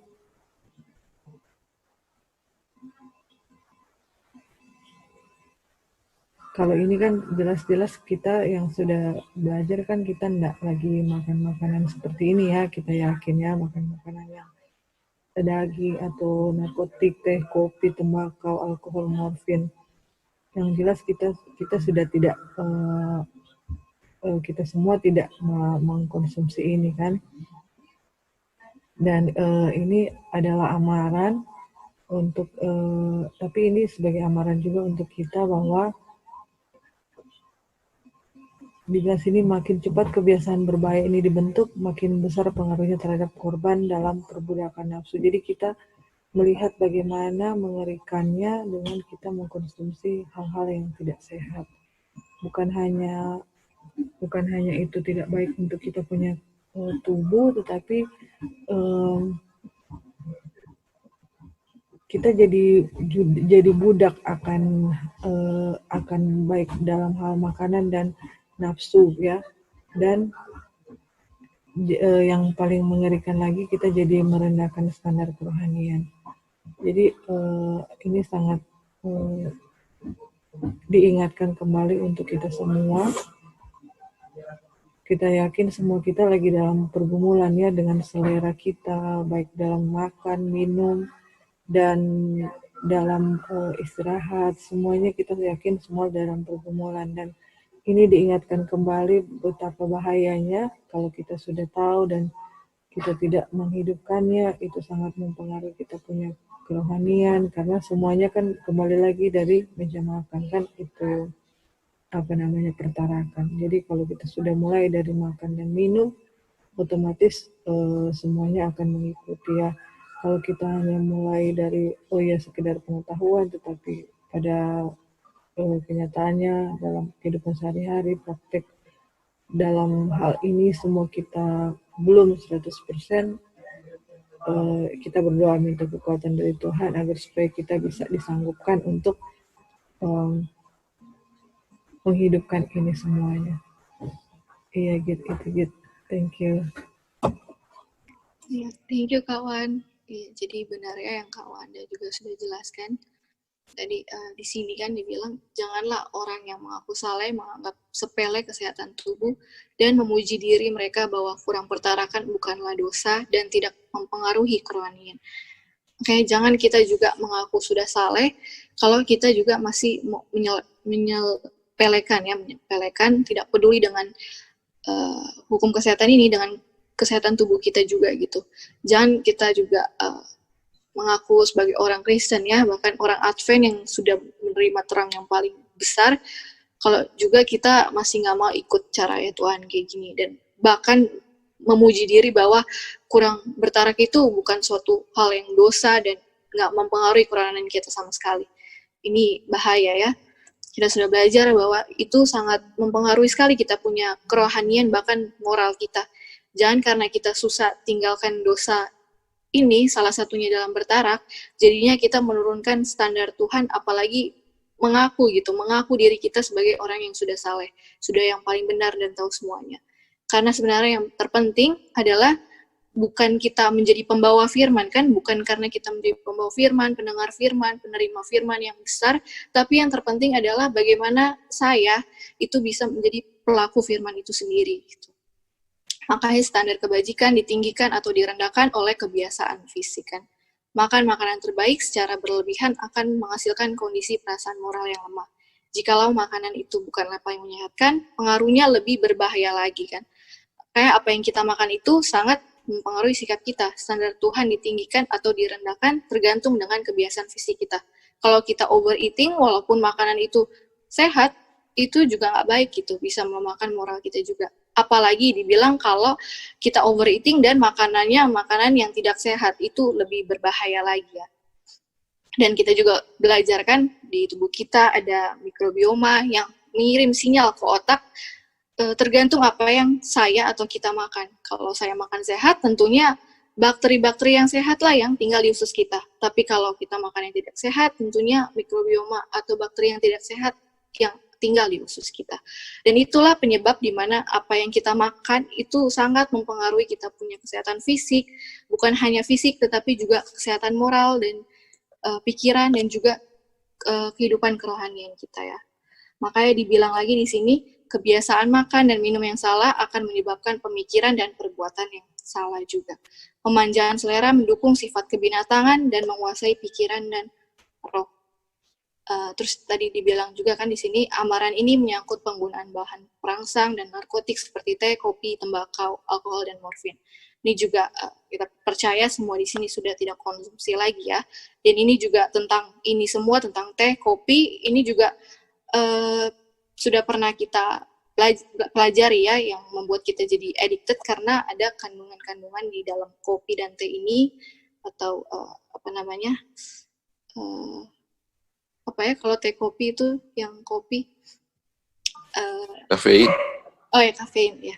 Ada kafein yang bisa merusak kita punya tubuh ya. Ini sudah pernah dijelaskan lebih jelas lagi. Kalau kita mau pelajari lagi dan review lagi bisa lihat dari YouTube ya tentang teh kopi ini. Dan kalimat terakhir dibilang pemanjaan seperti ini dapat digolongkan di antara nafsu dan membawa pengaruh jahat terhadap tabiat moral.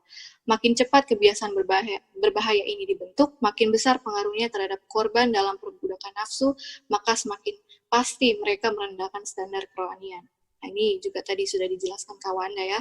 Jadi ada penyebab dan akibat karena tidak bertarak karena selera makan yang dimanjakan atau nafsu yang dimanjakan. Oleh karena dikuasai oleh pemanjaan nafsu, akhirnya membawa pengaruh jahat terhadap tabiat moral kita, sehingga standar kerohanian juga direndahkan. Oleh karena tidak bertarak yang sudah menjadi habit atau kebiasaan, membuat standar Tuhan direndahkan dan dianggap, ini yang serem, dianggap bukan suatu dosa lagi ya. Makanya kenapa hukum kesehatan itu juga sangat penting, karena itu berhubungan dengan kerohanian kita. Gak bisa kita menurut kalau kita aja nggak bisa bertarak gitu dalam hal makanan. Makanya nggak bisa juga kita menjadi orang yang sabar, mengasihi satu sama lain kalau kita nggak ada pertarakannya. Roh Tuhan juga tadi kita sudah baca ya kutipan di atas, roh Tuhan itu nggak bisa tinggal di diri kita kalau kita aja masih mau memanjakan selera kita kan. Semua berhubungan dan dua-duanya hukum Tuhan dan hukum kesehatan itu nggak bisa dipisahkan ya, karena dua-duanya itu sangat penting dan sama. Gitu. Oke. Paragraf selanjutnya, apakah Mami Gladys boleh baca?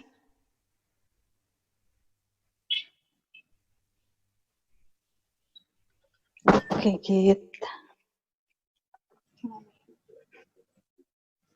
Ya. Dari engkau ya. Ya.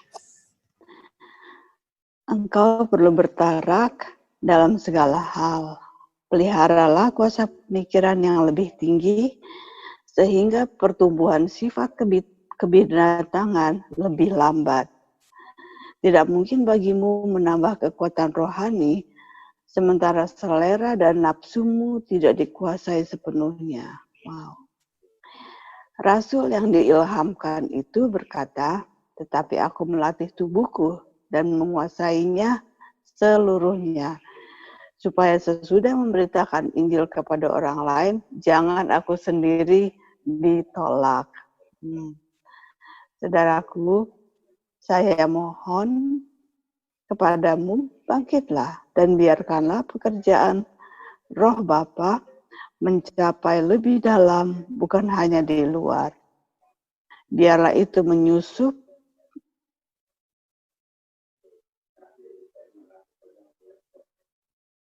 ke dalam mencapai titik tolak setiap kegiatan. Yang dikehendaki adalah prinsip yang teguh dan kekuatan dalam kegiatan rohani sebagai dalam hal-hal jasmani, sebagaimana dalam hal-hal jasmani. Engkau masih kurang bersungguh-sungguh. Oh, betapa banyak yang rendah dalam ukuran kerohanian, karena mereka tidak mau menyangkal hawa nafsu mereka. Saraf otak dilumpuhkan oleh karena makan terlalu banyak. Ketika orang yang seperti itu memasuki rumah Tuhan pada hari Sabat, mereka tidak dapat menahan rasa kantuk. Ajakan yang paling serius tidak dapat membangkitkan intelek yang sudah tumpul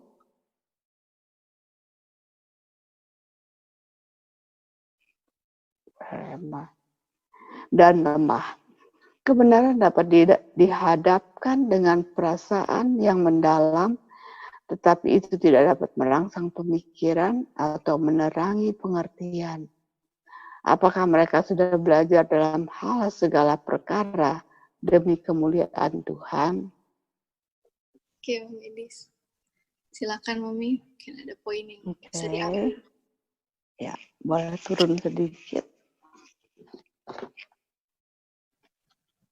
Ya, tadi yang di atas ya, yang paling atas. Oke. Iya. Alright. Ya, di sini jelas ya bagaimana kalau kita ajar orang tapi kita sendiri tidak mau bertarak dan belum melakukan apa yang kita ajarkan atau kita bagikan. Dan di sini juga dikatakan bahwa tetapi aku melatih tubuhku dan menguasai seluruhnya. Maka si kabar kepada Injil, tapi saya sendiri ditolak.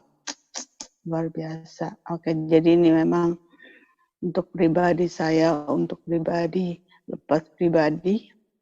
Dan bisa saja orang punya mahkota diambil sama orang lain karena saya sendiri belum menjalankan dalam kehidupan. Lalu di sini juga ada betapa rendahnya ukuran kerohanian tidak mau menyangkal hawa nafsu. Itu orang punya gergantang cuma nggak sampai 1, cuma kecil, tetapi itu dia penguasaan diri harus dikalahkan karena you are what you eat. Kamu musuh terbesar adalah diri sendiri. Dan saraf dilumpuhkan karena nafsu makan, karena makan yang terlalu banyak. Terlebih pada hari Sabat kemarin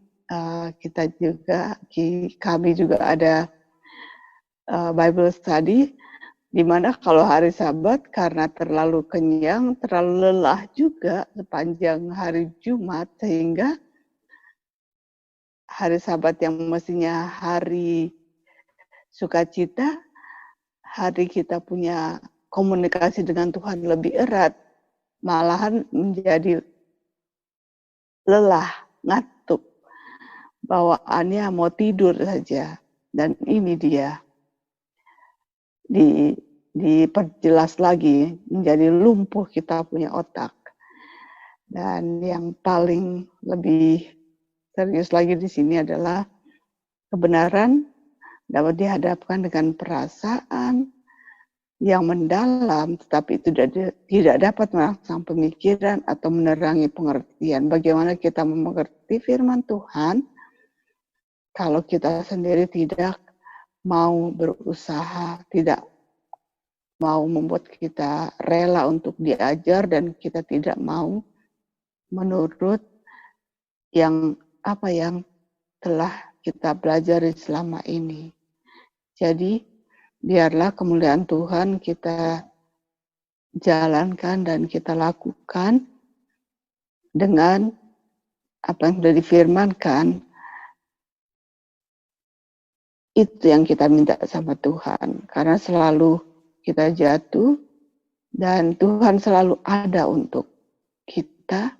Kita minta pertolongannya agar bisa mengalahkan apa yang kurang dari kita. Ya, makasih Git. Makasih Mami Edis. Iya, jadi benar ya yang Mami Edis tadi juga sudah jelaskan bahwa perlu bertarak dalam segala hal kan.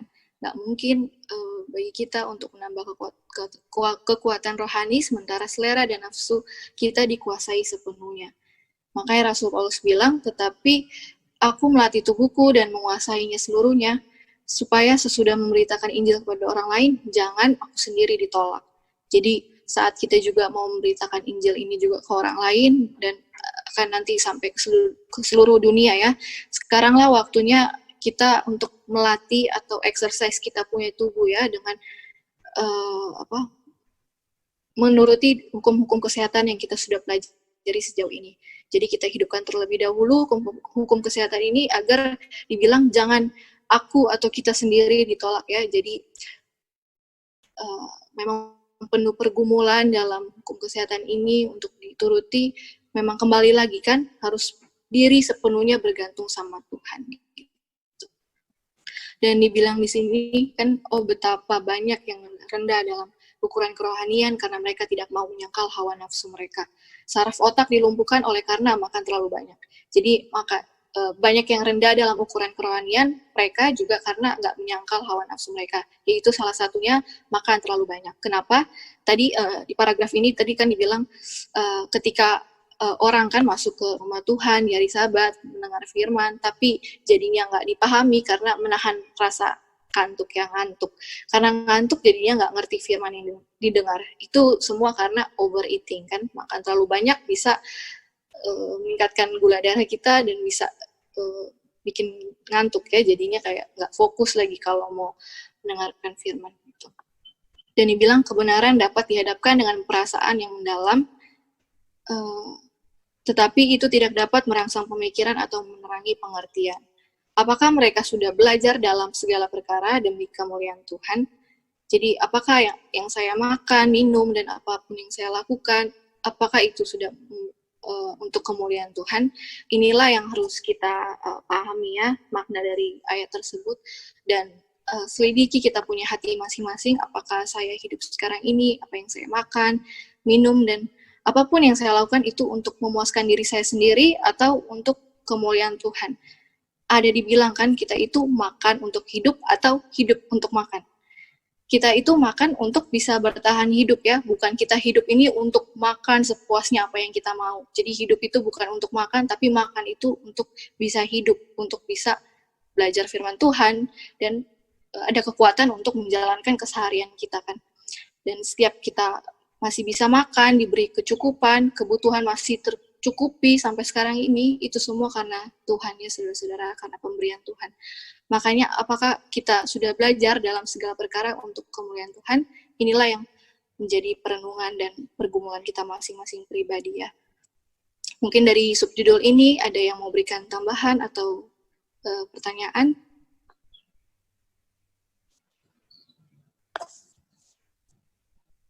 Oke, mungkin belum ada. Kita akan lanjutkan lagi ya. Apakah Kak Eon boleh baca, Kak?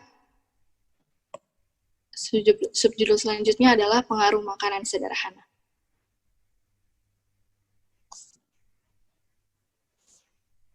Apakah Kak Eon available untuk baca?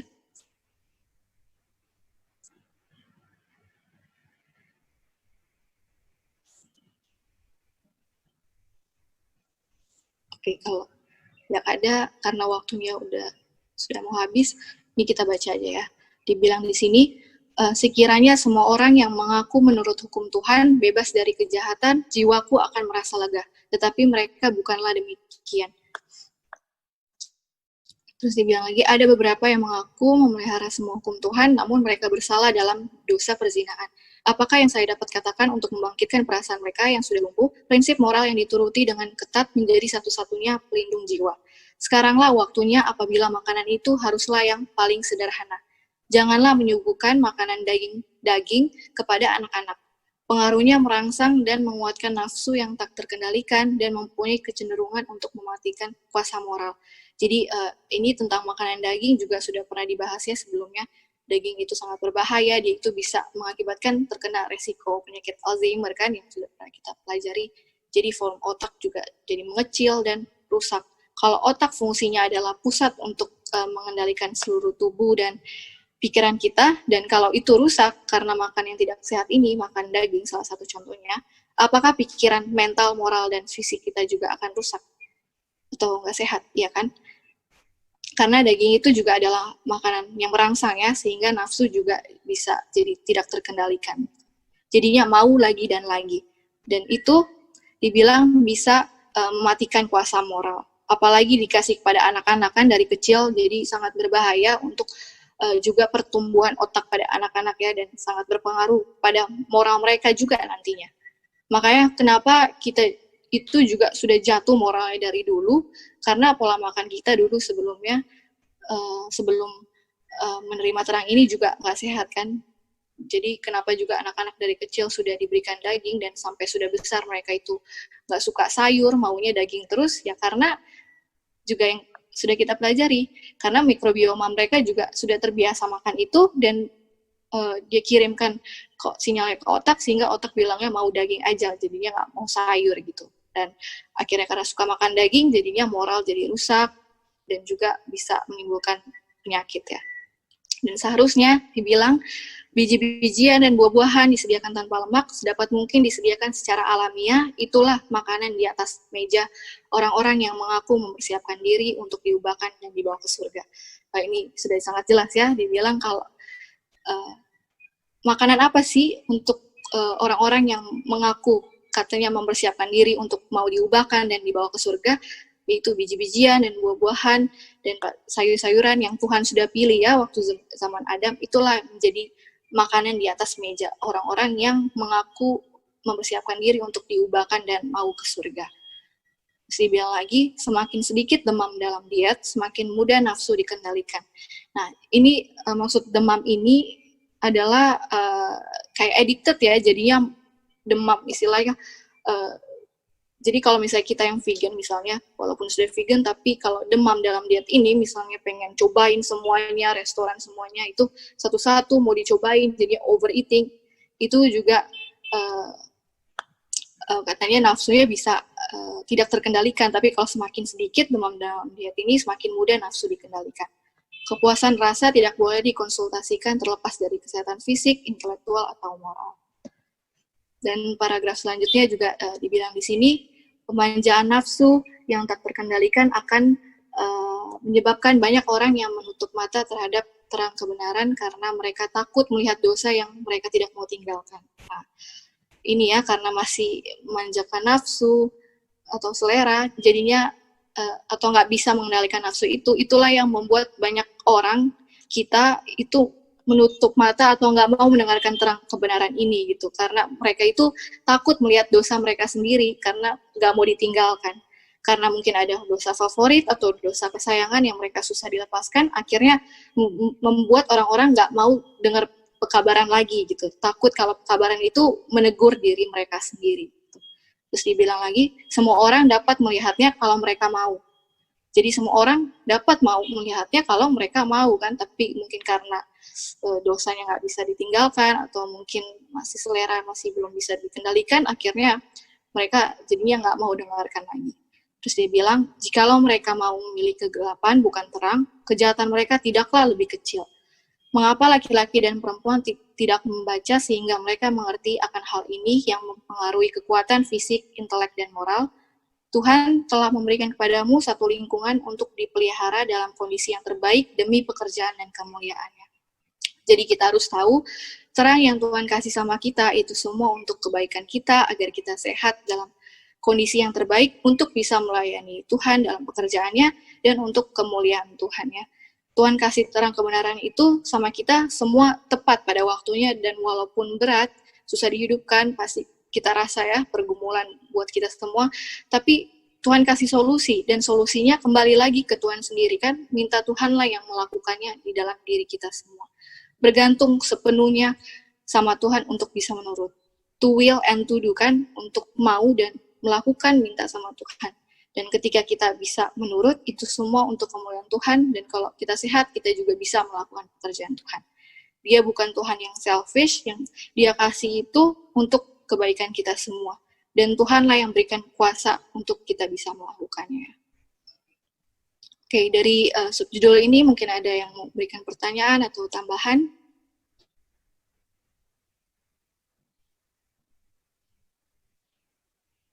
Oke, kalau tidak ada, oh ya, ya Kak.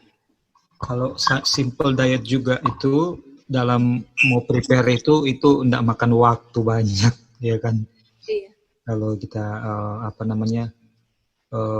mau prepare itu di rumah itu cepat dan simple gitu. Jadi soalnya kan kalau makanan yang kompleks gitu, dia jadinya dalam hal waktu untuk mempersiapkannya itu akan makan lebih banyak waktu gitu, dan pada akhirnya bisa lewat gitu ya, dia punya jam makan mundur gitu karena terlalu kompleks gitu dia punya persiapan gitu. Jadi simple itu kan artinya tidak ribet toh, tidak ribet dan gitu. Dan pengaruhnya juga buat kita yang makan, kita punya selera kan itu mengikuti kebiasaan. Kalau sudah dibiasakan itu yang bakteri-bakteri baik yang di usus itu kan akan menyesuaikan dia punya selera gitu. Jadi baik bagi yang makan, baik juga bagi yang mau mempersiapkan gitu, dan enggak banyak makan waktu gitu. Itu mungkin dari sisi preparasinya juga kita mau. Thank you, Git.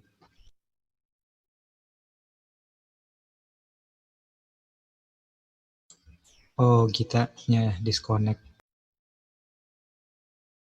Mungkin sambil tunggu Gita, kita mau tambahkan sedikit yang tadi sudah dibahas juga.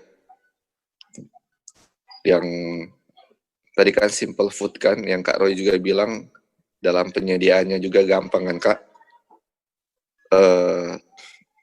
Makanya tadi juga sempat disinggung di situ yang tentang regular, tentang makanan yang teratur.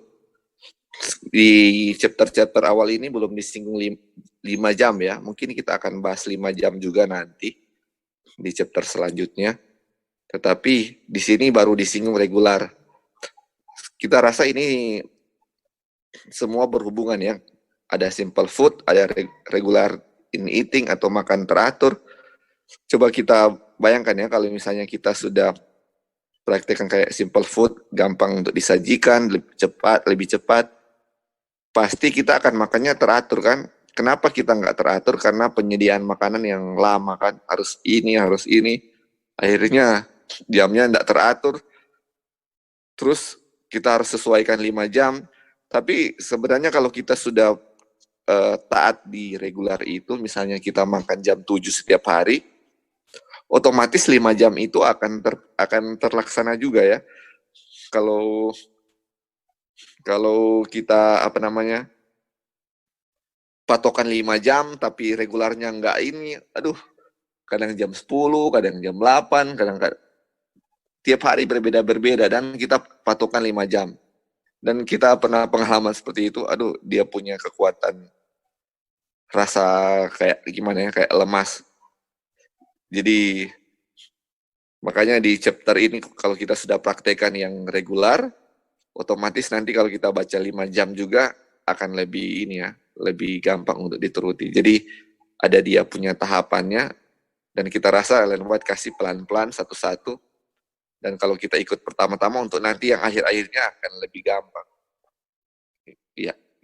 Ya, terima kasih. Mungkin itu sedikit tambahan juga. Ya, mau tambahkan juga sedikit. Kita pernah dengar ada orang yang bilang begini, kasih statement bilang, jangan terlalu pusing dengan makanan-makanan fisik gitu, kita harus fokus lebih banyak di makanan-makanan rohani, karena di quote Matius 4:4, manusia hidupnya harus dengan firman Tuhan, seperti itu. Itu kedengarannya betul, tapi kalau kita baca ini Consistent Diet and Food ini, ternyata untuk mengetahui makanan, mengetahui istilahnya berapa lama harus makan, makanan reguler apa yang kita harus makan, even though makanan yang baik itu kalau berlebihan juga mempengaruhi kita punya spiritual. Jadi makanan fisik dan rohani itu, dua-dua itu istilahnya makanan fisik total banyak mempengaruhi kita punya pikiran ya, mempengaruhi kita punya kerohanian, dan ini juga kita harus tahu dan seperti itu. Jadi kalau kita belajar ini semuanya itu harus seimbang ya, karena satu akan mempengaruhi yang lain. Jadi sangat perlu juga untuk mempelajari makanan, apa yang harus kita makan, berapa banyak, dan itu akan mempengaruhi kita punya kehidupan kerohanian juga. Oke, thank you. I think kita udah ada ya. Go ahead, Git. Ya, thank you Aunty Joy, Kak Lali, dan juga Kak Roy ya, tadi sudah tambahkan. Sorry tadi soalnya tiba-tiba mati lampu di sini, jadi wifi juga mati. Ya, puji Tuhan udah bisa lagi ya. Jadi tadi kita dengar ya yang Kak Lali juga, Aunty Joy juga sudah tambahkan tentang regular eating, in eating, terus juga tentang simple diet food, itu juga sangat penting ya. Jadi sangat penting juga kita pelajari karena itu yang nanti Jo juga sudah bilang, itu mempengaruhi kita punya kehidupan kerohanian juga. Mungkin ada lagi yang memberikan tambahan sebelum kita lanjutkan.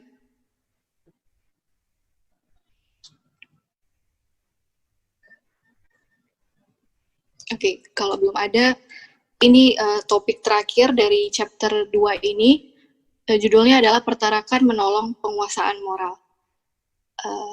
Ini kita baca aja ya. Dibilang di sini, makanan Anda tidak sesederhana itu. Kualitas sehat yang akan membuat jenis darah terbaik. Jadi kualitas sehat yang akan membuat jenis darah terbaik. Darah kotor pasti akan melemahkan kuasa intelek dan moral dan membangkitkan serta menguatkan nafsumu yang tak terkendalikan itu. Tidak seorang pun di antara kamu yang dapat memperoleh makanan tergesa-gesa, karena nilainya sama dengan kesehatan tubuhmu, kemakmuran jiwamu, dan jiwa anak-anakmu. Nah, ini masih ingatkan yang pelajaran good health is a good blood, kan? Jadi kesehatan yang baik adalah darah yang baik. Sebaliknya, kesehatan yang tidak baik adalah darah yang kotor atau yang tidak baik. Darah yang kotor akan melemahkan kuasa intelek dan moral ya.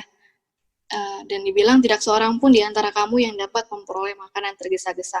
Nah, tentang makan yang tergesa-gesa ini juga sudah pernah kita pelajari, itu jangan makan yang terburu-buru ya, jangan makan terburu-buru. Tapi makanan itu harus benar-benar dikunyah supaya sistem pencernaan kita juga gak harus mengeluarkan tenaga yang lebih besar untuk mencerna kita punya makanan. Kalau makanan yang tidak benar-benar dikunyah karena makanannya terlalu terburu-buru, itu bisa membuat sistem pencernaan kita harus lebih ekstra lagi bekerja dalam mencerna kita punya makanan gitu. Jadinya sakit perut kan, kembali lagi jadinya timbulnya sakit gitu di kita punya tubuh, sakit perut. Kalau sakit perut bisa mempengaruhi kerohanian kita juga. Coba kalau misalnya sakit perut, pasti sulit untuk konsentrasi ya, jadinya nggak nyaman. Coba kalau misalnya lagi dengar firman Tuhan tapi sakit perut gitu, pasti kayaknya nggak konsen, jadinya nggak paham gitu jadinya. Terus dibilang lagi di sini, engkau menaruh makanan di atas meja makan, yaitu makanan yang membebani alat pencernaan, membangkitkan hawa nafsu, melemahkan daya pikir dan moral. Makanan mewah dan makanan daging tidak berguna bagimu. Nah, ini juga sudah kita bahas di paragraf sebelumnya. Terus dibilang lagi, saya memohon dengan sangat kepadamu, demi Kristus, aturlah rumahmu dan hatimu. Biarlah kebenaran surga mengangkat dan menyucikan kamu, yaitu tubuh dan jiwa dan roh. Hindarkanlah nafsu daging yang berperang melawan jiwa. Saudara Ji, cara makanmu cenderung merangsang nafsu yang tak terkendalikan. Engkau tidak menguasai tubuhmu sebagaimana kewajibanmu supaya menyempurnakan kesucian dalam takut akan Tuhan. Pertarakan dalam hal makan harus dipraktikkan sebelum kamu menjadi seorang yang sabar. Wah.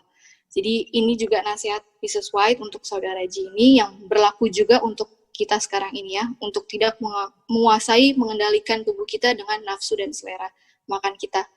Karena makanan yang tidak sehat itu bisa merusak tubuh dan jiwa dan juga roh ya, spirit, soul, and body kan. Terus ini ya, yang di bawah dibilang, pertarakan dalam hal makan harus dipraktikkan sebelum kamu menjadi orang yang sabar. Nah, ini kita mau tunjukkan lagi ya, yang pernah kita bahas di awal. Tadi dibilang, kamu nggak bisa menjadi orang yang sabar kalau tidak ada pertarakan, kan? Kalau kita lihat di 2 Petrus 1 ayat 5-7, step sebelum menjadi orang yang sabar apa? Temperance, kan? Pertarakan. Jadi, sudah jelas ya, dari Roh Nubuat dan ayat Alkitab, itu sangat berkoneksi satu sama lain, dan sangat menguatkan ya satu sama lain, bahwa benar kalau misalnya kita mau menjadi orang yang sabar, harus ada pertarakan. Nggak bisa kalau menjadi orang yang sabar, tapi kalau kita tidak bertarak.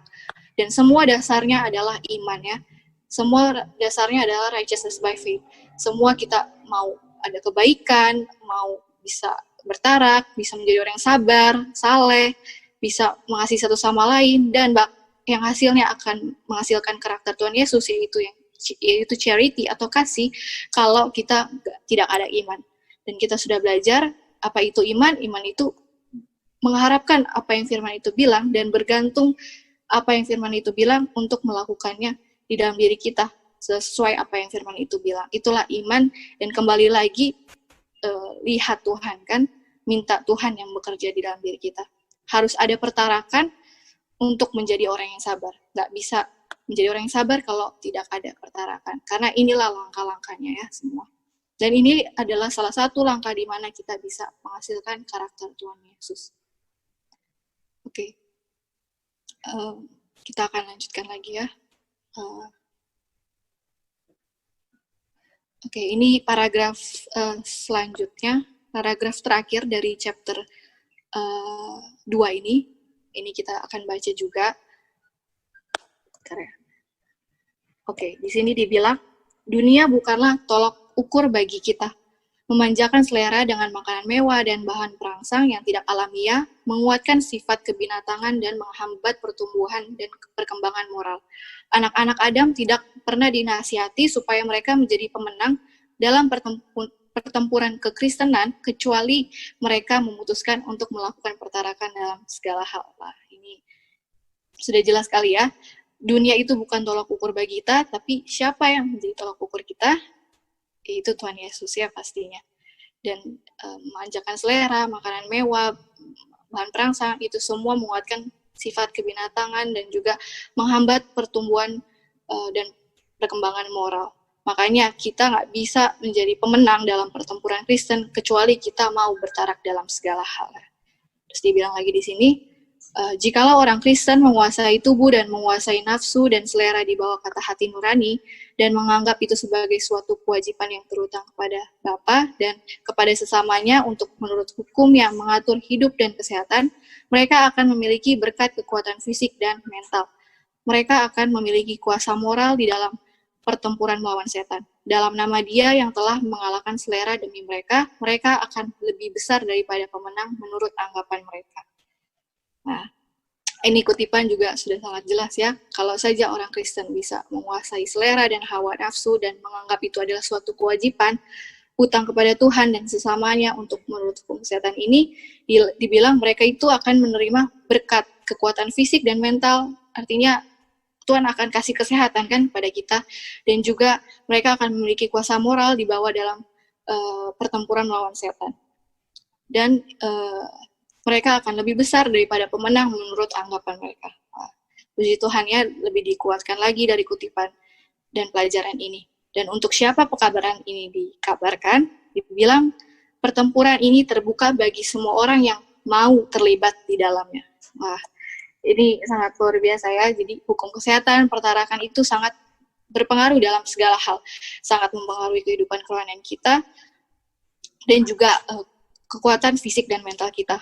Kenapa kita nggak ngerti-ngerti firman Tuhan? Coba periksa dulu apa yang kita makan kan.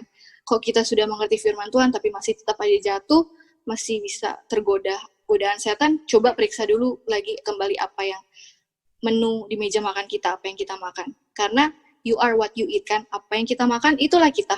Apa yang kita makan mempengaruhi kebiasaan, pola hidup, terutama dalam kerohanian kita. Itu semua kita sudah belajar ya, yang tentang mikrobioma itu. Dan Tuhan kasih semua ini bukan karena Dia Tuhan yang kejam, tapi untuk kebaikan kita semua. Dia itu akan kasih berkat kepada kita dalam berkat kesehatan fisik dan mental, dan juga jadi diri kita jadi tenang, damai, dan kita bisa melawan godaan setan, dan bisa menjadi pemenang sebagaimana Tuhan Yesus juga sudah mengalaminya sendiri, dan Dia buktikan juga bahwa Dia juga bisa menang. Dan pertempuran itu dalam pertarak ini dibilang terbuka bagi semua orang yang mau terlibat di dalamnya. Dan untuk mau dan melakukan, to will and to do, Tuhanlah yang melakukannya di dalam saya kan. Mau dijadikan mau. Berdoa lagi sama Tuhan, minta sama Tuhan. Jadi untuk mau juga harus minta sama Tuhan. Oke, ini ada beberapa kutipan dan ayat untuk tambahan dari chapter ini ya. Jadi tadi kan dibilang dunia bukan tolak ukur kita kan. Jadi siapa tolak ukur kita, siapa contoh kita, yaitu Tuhan Yesus ya. Ini kita akan baca, dibilang di sini, akhir yang luar biasa dari mana Kristus bertahan begitu cepat di padang belantara adalah untuk mengajar kita perlunya penyangkalan diri dan pertarakan. Pekerjaan ini harus dimulai di meja kami dan harus dilakukan dengan ketat dalam semua masalah kehidupan. Penebus dunia datang dari surga untuk membantu manusia dalam kelemahannya, bahwa dengan kekuatan yang Yesus bawa untuk membawanya, Dia mungkin menjadi kuat untuk mengalahkan selera dan nafsu, dan mungkin menang di setiap titik. Jadi akhir yang luar biasa di mana Kristus bisa juga bertahan dan menang waktu di padang belantara adalah untuk mengajarkan kita bahwa perlunya penyangkalan diri dan pertarakan. Semuanya untuk melakukan ini perlunya penyangkalan diri dan pengorbanan diri ya, atau pengorbanan diri. Dan mau bertarak juga itu sangat perlu sekali untuk mengorbankan adanya rasa pengorbanan diri.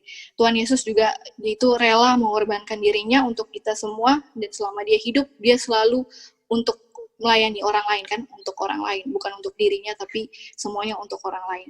Dan dia juga turun dari surga kepada kita, itu merupakan suatu pengorbanan agar dia bisa menjadi contoh untuk kita semua. Terutama dalam hal pertarakan ini, dia juga sudah bisa melewatinya, dan sebagaimana dia bisa menang karena dia selalu bergantung pada Bapaknya, dengan pertolongan Tuhan juga kita bisa menang ya, untuk mengalahkan selera dan nafsu ini.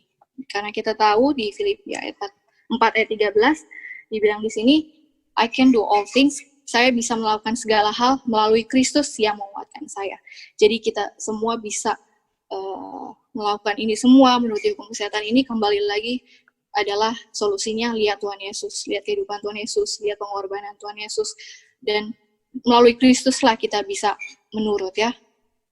Dan di 1 Tesalonika 5 ayat 23 juga dibilang, apakah ada yang boleh baca untuk Tesalonika 5 ayat 23? Boleh gitu.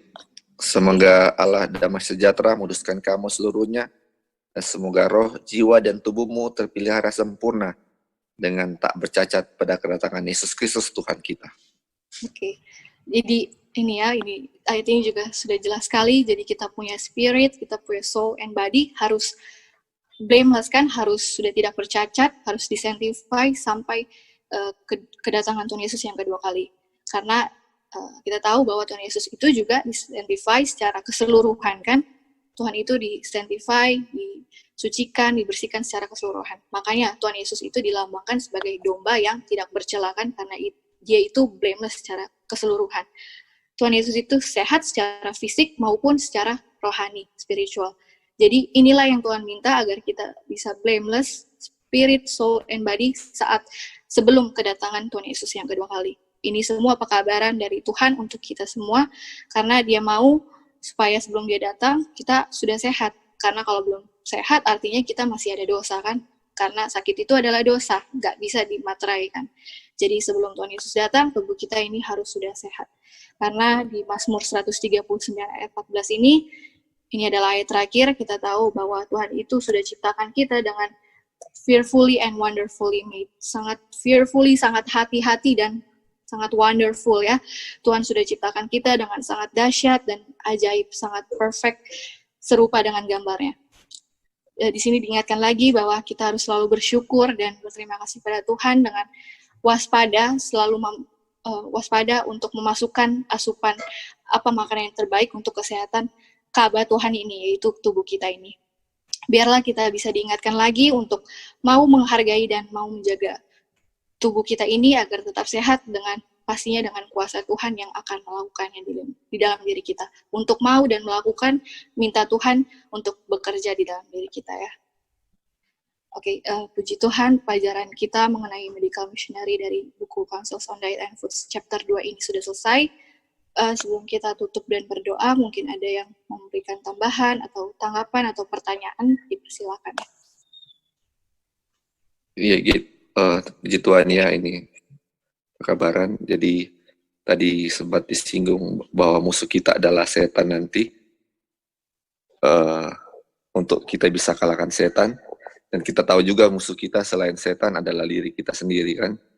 Tapi bagaimana kita bisa kalahkan setan kalau kita tidak bisa kalahkan diri sendiri? Jadi ada dua tahap yang harus kita kalahkan. Pertama, diri kita, dan nanti kita akan kalahkan setan. Kita langsung teringat di Filipi kalau nggak salah, yang kenakan senjata Allah, karena musuh kita adalah roh-roh jahat di udara. Banyak ya, sudah dibilang musuh-musuh kita yang luar biasa itu. Tetapi dia bilang untuk kenakan senjata Allah, ternyata kita baru tahu juga setelah ini, kenakan senjata Allah itu yang kayak helmet apa semua, termasuk itu kan temperance juga kan, yang ikat pinggang. itu adalah perjuangan kita juga untuk menggunakan senjata Allah supaya bisa menang terhadap setan. Itu adalah perjuangan mengalahkan diri sendiri ternyata. Dan ya puji Tuhan untuk diingatkan lagi. Makanya seperti kita bilang lagi, biarlah Tuhanlah yang akan menuntun kita untuk mau dan Dialah yang akan melakukan dalam diri kita. Ya, terima kasih. Thank you Kak buat tambahannya. Mungkin ada lagi yang mau memberikan tambahan?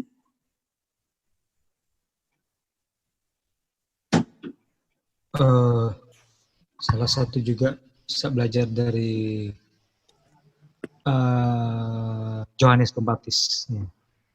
Yohanes Pembaptis, dia dikatakan kenapa dia tidak merasakan sekolah rabi-rabi dan juga dia disingkirkan dari pengaruh jahat yang ada dari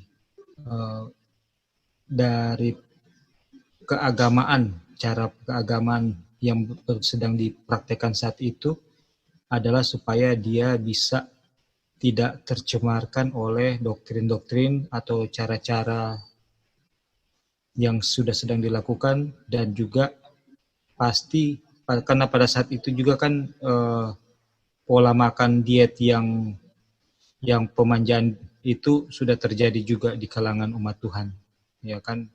Jadi dengan dia tinggal di padang belantara, dia makan makanan yang begitu baik sehingga dia bisa betul-betul mengerti dosa adalah dosa, dan Tuhan bisa mempergunakan Yohanes Pembaptis ini untuk menyatakan, menegur umatnya yang sudah begitu dilemahkan oleh dosa, bahkan sampai raja sekalipun dia punya keberanian dan keteguhan untuk memberikan teguran. Ini jadi juga pelajaran bagi kita bahwa kita memang betul-betul harus pandangan kita atas kebiasaan dunia yang sekarang ada di sekitar kita, yang sudah dibawa di kehidupan kita sehari-hari, itu memang harus disingkirkan juga. Tapi disingkirkan itu dalam arti bukan kita menyingkir dan tidak ada kebenaran yang kita bawa, kan. Kita tidak counter living, itu kita counter living supaya banyak hal yang tidak perlu kita lihat itu tidak kita lihat lagi, dan yang harus kita lihat alam dan kita pelajari firman Tuhan. Jangan sudah counter living juga kita lalai atau gagal juga untuk terus menyelidiki kebenaran firman Tuhan, sehingga kita bisa betul-betul dikembalikan kepada standar kebenaran Tuhan. Itu ya, thank you, puji Tuhan untuk pelajaran saat ini. Thank you kita. Thank you Kak, puji Tuhan Kak semuanya yang sudah menambahkan ya.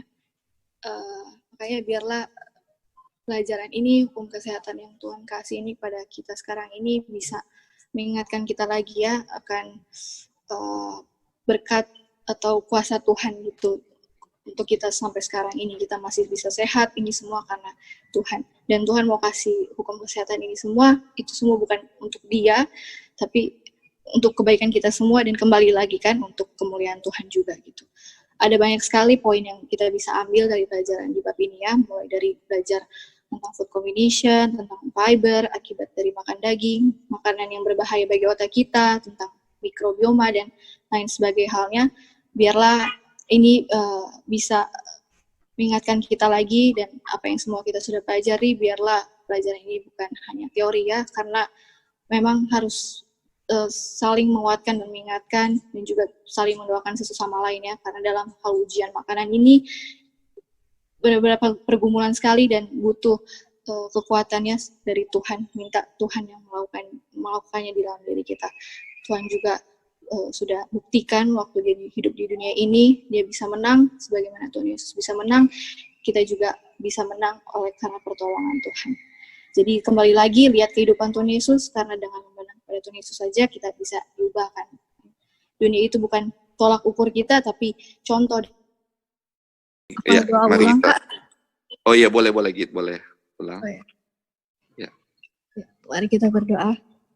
Bapa dalam surga, terima kasih ya Tuhan untuk hari ini ya Tuhan. Terima kasih Kau masih berikan kami kesempatan satu sabat lagi di mana kami bisa berkumpul mendengarkan akan firman-Mu ya Tuhan, melalui buku petunjuk diet dan makanan Anda ini, yaitu hukum kesehatan yang Tuhan kasih kepada kami di akhir zaman ini ya Tuhan.